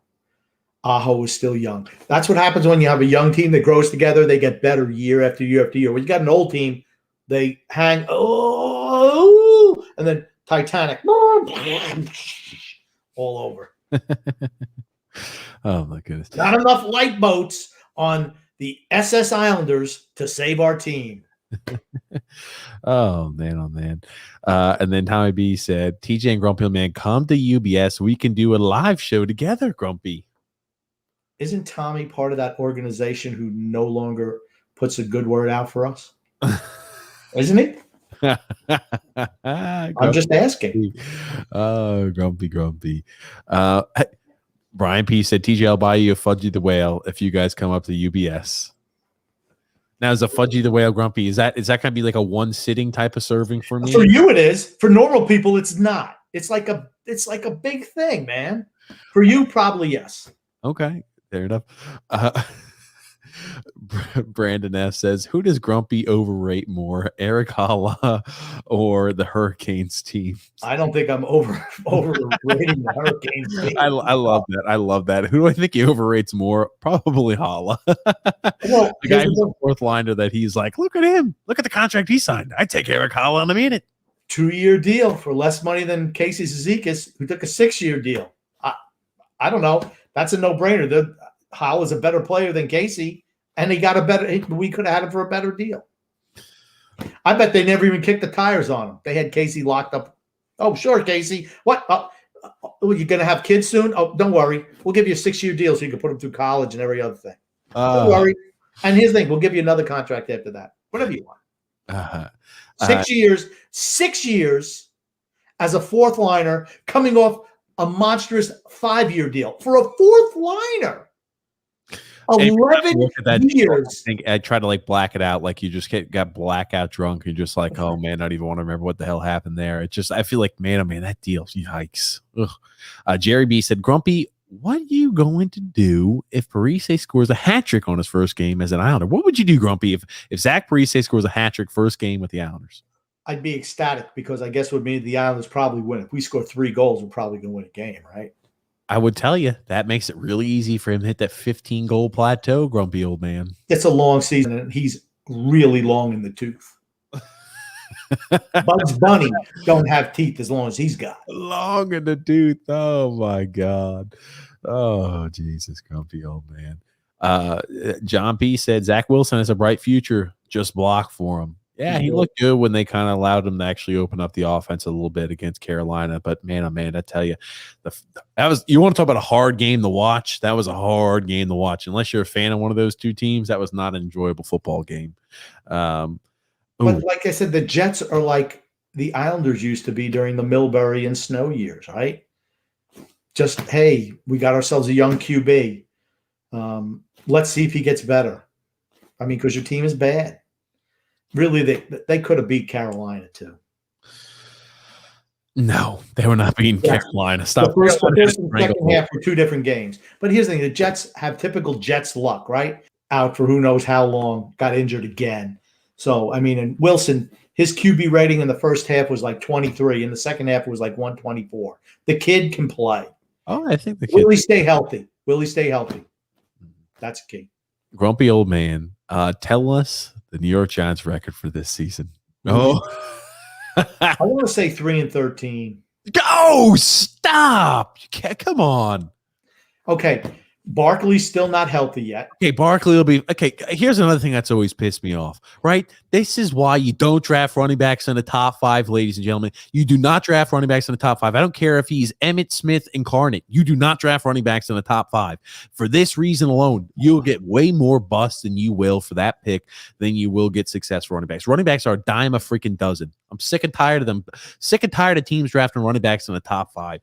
For this reason, and this reason at all, listen to TJ and the Grumpy Old Man tomorrow at 9:00. I'll tell you. Yeah, because trust me. Well, I'm going to tell you, it'll be spirited tomorrow without a doubt. Yeah. Football season is here. We're going to have spirited conversations. Absolutely. Absolutely. Brian P. said, our lack of scoring is why we hang on to a final spot. You can't grind out 82 games. 100%. 100%. Jeremy said, Ross 100% deserves a healthy scratch spot over Pjanic or Lollipop. His face pummeling skills are unmatched and invaluable. 100% right, Jerry. Brian B. said, it's all Pete Carroll, guys. Gotta go. Won't win with Pete Carroll on the sidelines. Wilson is absolutely fantastic. Should have 2, maybe 3 rings now. Well, Pete gave the second one away. I would agree with that. Well, you know what? It doesn't matter. I think Pete Carroll's a good coach.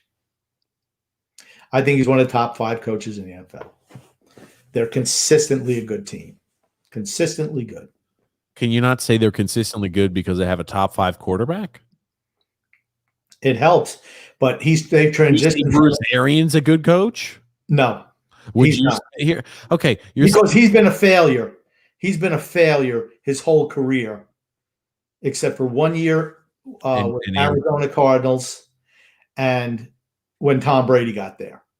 He's a clown. He's a freaking clown. Tom Brady. I mean, Byron Leftwich is a mediocre defensive coordinator. I don't want to get into this. This is what's about made me vomit. Anthony R. said, undo Letty. Undo the Nick Letty. He needs to be moved, though, to free up salary cap so we could sign the Kyle Palmieri's and the Casey Zizekas and the Zach Parises of the world. Oh, Anthony R. said, we won't make the playoffs this year because defense is horrible. Yeah, I disagree. I'm not too worried about the defensive spot. Thank goodness. Go ahead. I think our defense is going to take a step back, though. And that's why if your defense is going to take a step back, your offense needs to take a step up. And we haven't done that. That's why I was willing, okay, if everything was about getting Tarasenko and maybe you don't have that rock on the second D pairing on the left side, okay, we can make that up because we're going to have more scoring from that first line. But we didn't do that. We brought back the same cast of characters, basically offensively, and we downgraded defense. That's not smart. Noah W says, who do you think will play the second left-handed defense spot? We make a trade, or does Trotz test some of the younger guys? Unfortunately, I think it's going to be Chara. Or Vatanen. Rumors, the Chara, Vatanen, those are the rumors so far. I don't think, unfortunately, one of the younger guys are going to get the chance out of starting gates. I mean, the only way we might see a guy like a Bolduc, Salo, and Aho get a chance is if injury happens.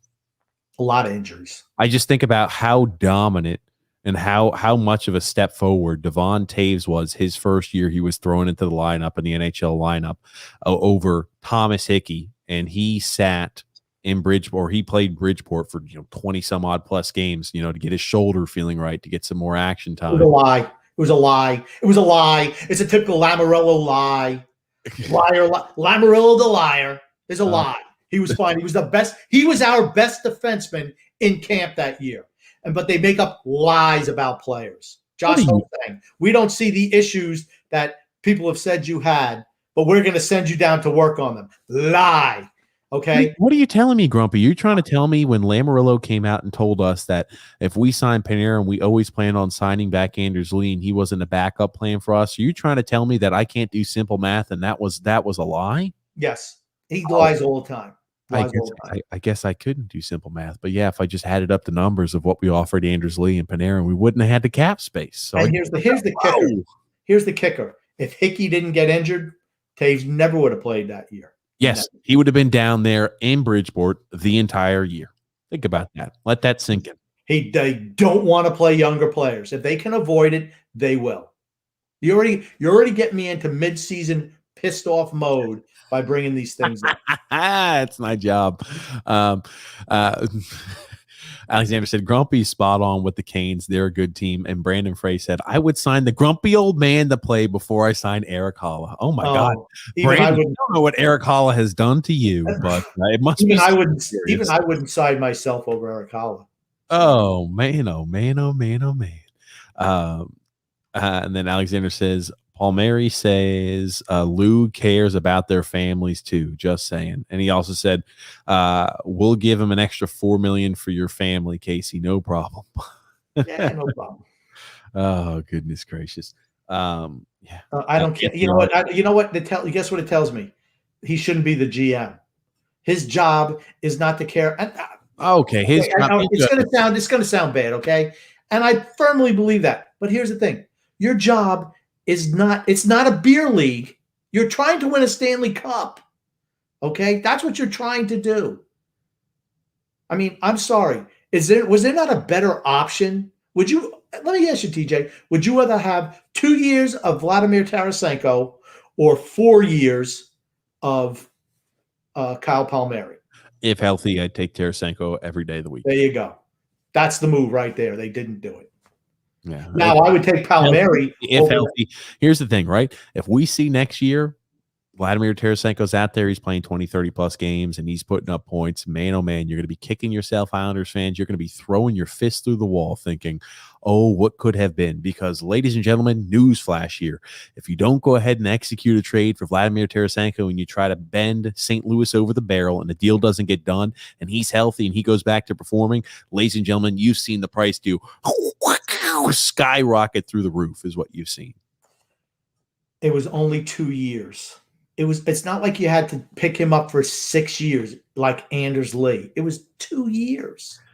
And you're right. But you want to know who's going to rip the Islanders the most? You want to know how bad it's going to be on this podcast? You think the Islanders hate me now? Just wait until Vladimir Tarasenko comes out and scores another 30 goals. Just you wait. Every podcast, you think I pick on Josh Bailey? Wait till you hear me pick on Lamoriello and Trotz and the Islanders organization if he does that. Well, it's more on Lamoriello. They're afraid to dream big. We're so conservative. Grumpy old man's just a dreamer. Don't take a chance. Oh, man, oh, man, oh, man.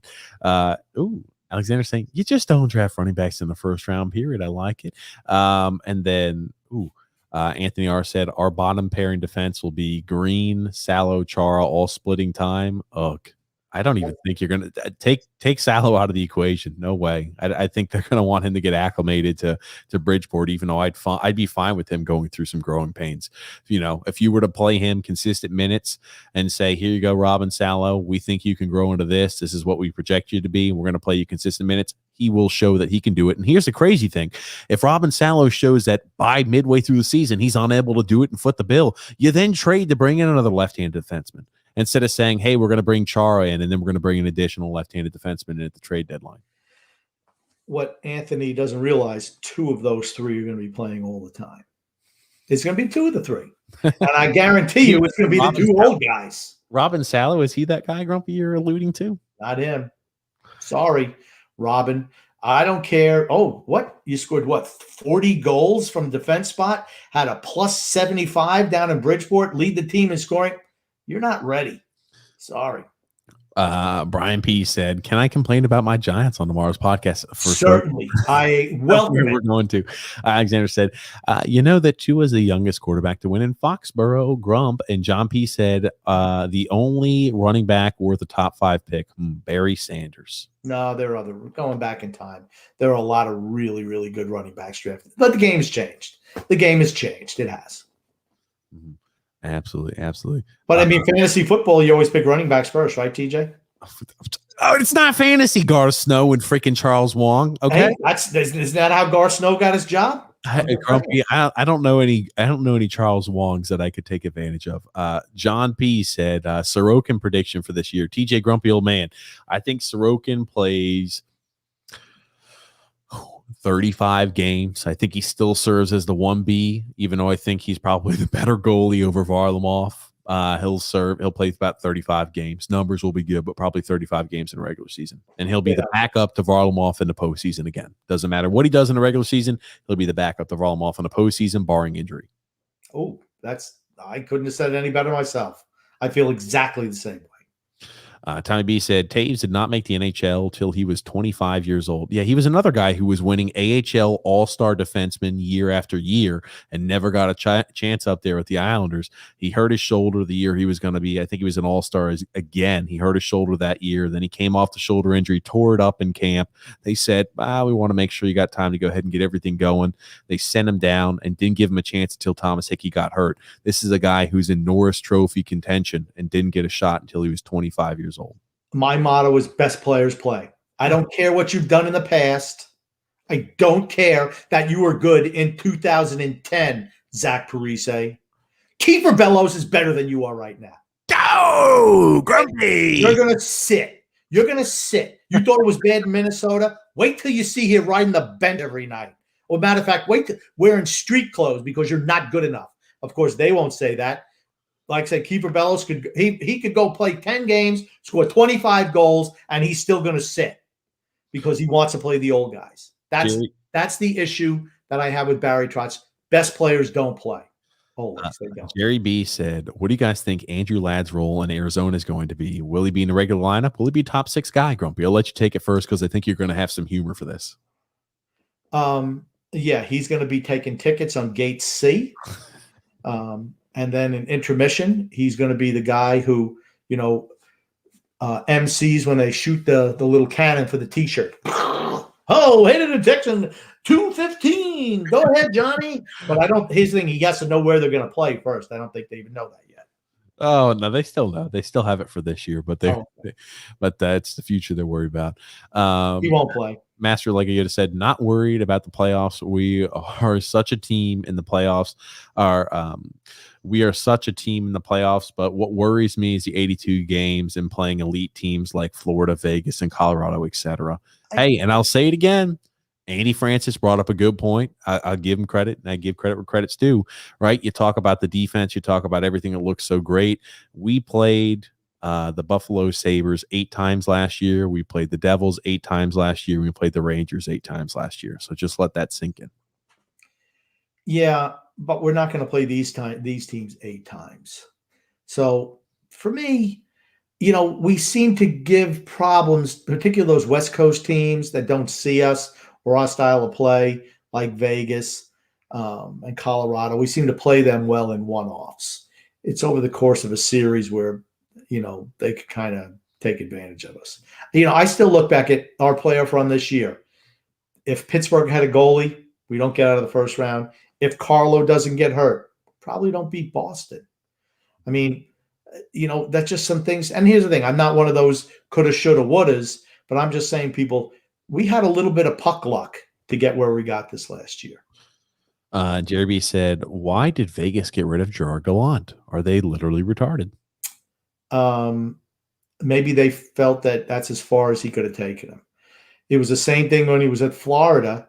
The players loved him. He turned them around, but I think there was a problem with the analytics people who wanted to play a certain way in Florida, and that didn't work, honestly. I think the Rangers had made a good hire with him. He's very, very good with young players. So he wouldn't fit in here, obviously. Alexander said, your opinion, do you think Varlamov wins the Vezina? No way. Yeah, I was about to say, no way. The only thing they could ever hope for is good enough. Is a Jennings. He's not good enough. He's a solid goalie. He's not Vezina. No, yeah, I don't think he has any chance at the Vezina. I do agree, grumpy old man. Brian P said Bellows could light it up, and he played Komarov and Zajac before Bellows. You might as well throw Parisi in there too. Joshua Hockey Tube says, I think the Islanders should trade Josh Bailey. My opinion. Oh my gosh, Joshua Hockey Tube, even though I'm probably your first time watching, it's like you've been listening for a long time. It's like you've been a long time listener, like you've been a lifelong listener. Yeah, Josh, keep listening. Keep listening. Keep listening during the season. I almost feel like we should do a podcast after every game like we did at the tail end last year. Crump, I know you just retired. I don't have the ability to do a podcast I'm just saying. every game. I'm just saying. I know. Oh man. If we could, maybe one day, grumpy old man. John P said Sorokin has Vezina potential, in my opinion. I do agree with that. I think Sorokin is an outstanding goalie. You talk about a guy who's raw talent wise, if you put him in the system, you're talking gaudy numbers you're going to see from Sorokin, which is why I hope they give him more than 35 games. I want him to get the lion's share of starts next year, but they're probably going to roll 1A, 1B until Varlamov's contract expires. Yeah, I agree. I hate to say it, but to me, okay, Sorokin needs to play. I'm sorry, just needs to play. Play him. Play the best player. I don't disagree, grumpy old man. Well, Grump, hey, this is a longer podcast for us. One of the first long ones we've had. Saturday, we're going to be at it again at 8 p.m. Eastern Standard Time with call-in. Jerry has a question here at the end. Oh, sorry. Jerry said, you keep skipping my question. Who are the top 3 toughest players in our projected regular lineup? Martin, Clutterbuck. I know it ain't Josh Bailey. Okay, Anders Lee. All right, that's our forward group. Defensively, Mayfield. I mean, we're not a tough team. I like Mayfield. You talk about old-time hockey. Yeah. Old-time hockey there for you. Yeah, but he's not all right. If you project, regular. So like that includes defensemen. I guess I'd probably go Mayfield, Martin, and maybe Lee. I would say that over Clutterbuck. But, I mean, we're not real tough. We're a blue-collar team. There's nothing wrong with that. That's why I love the Islanders, honestly. John P. said Barzal is tough. Yeah, I was about to say, I think he's snarly. I think snarly, gritty, Oh, man. I love Matt Barzal. I take a whole team in it. Absolutely. Matt Barzal's whole team. Mm-hmm. Absolutely. Well, Grump, we're here at the end. Is there anything you'd like to say before we wrap things up? Because, again, we're going to be live this Saturday with the call-in feature. We go live tomorrow on TJ and the Grumpy Old Man. A link in the description below. And we're going to be talking all things football, baseball, soccer, basketball, every type of sport there is. We'll talk about. Not so much basketball. I'm not talking about basketball. Yeah, not so much basketball. We talk a little bit here and there, but not unless it's something crazy. Fights in the stands, everything. Just things. I think honestly, the fights in the stands should be a new segment on that show, Grump. It's tough to listen to. That's a visual thing now, for the most part. All of our items are all on YouTube, Facebook, and Twitter. So you anytime you listen, you got to view it. So I think it works well. That's right. But yeah, Grumpy, anything you'd like to say before we wrap things up today? I just want to say love and laughter to everyone who listens, even those who don't. From TJ and the Grumpy Old Man. Well, thank you, Grumpy Old Man, for being a part of the podcast as always. Thank you, Randy from the Zoo Band. Thank you, everybody who tuned in and listened to the live stream. We're going to be looking forward to it. It's going to be a fun little bit. 8 days. Training camp starts up for the Islanders. So now we're going to have a podcast this Saturday and next Wednesday. Then we're going to be going. We won't have a live podcast in probably until the regular season starts. I'll be out of town, Grump. What can I say? I'm going to be out of town again. Last vacation for a while. Last vacation until Christmas time. But you got that right. We'll be back, boys. We're coming at you this Saturday. Be ready. Be prepared. Call in. This Saturday and next Wednesday, we're doing podcasts, right? That is correct. Okay. That's correct. But again, thank you, everybody, who listens to the podcast live. Thank you, everybody, who listens to the podcast. We'll be live with you again this next Saturday. Thank you again, Grump. Have a great morning, afternoon, or evening. Thank you again, Grumpy.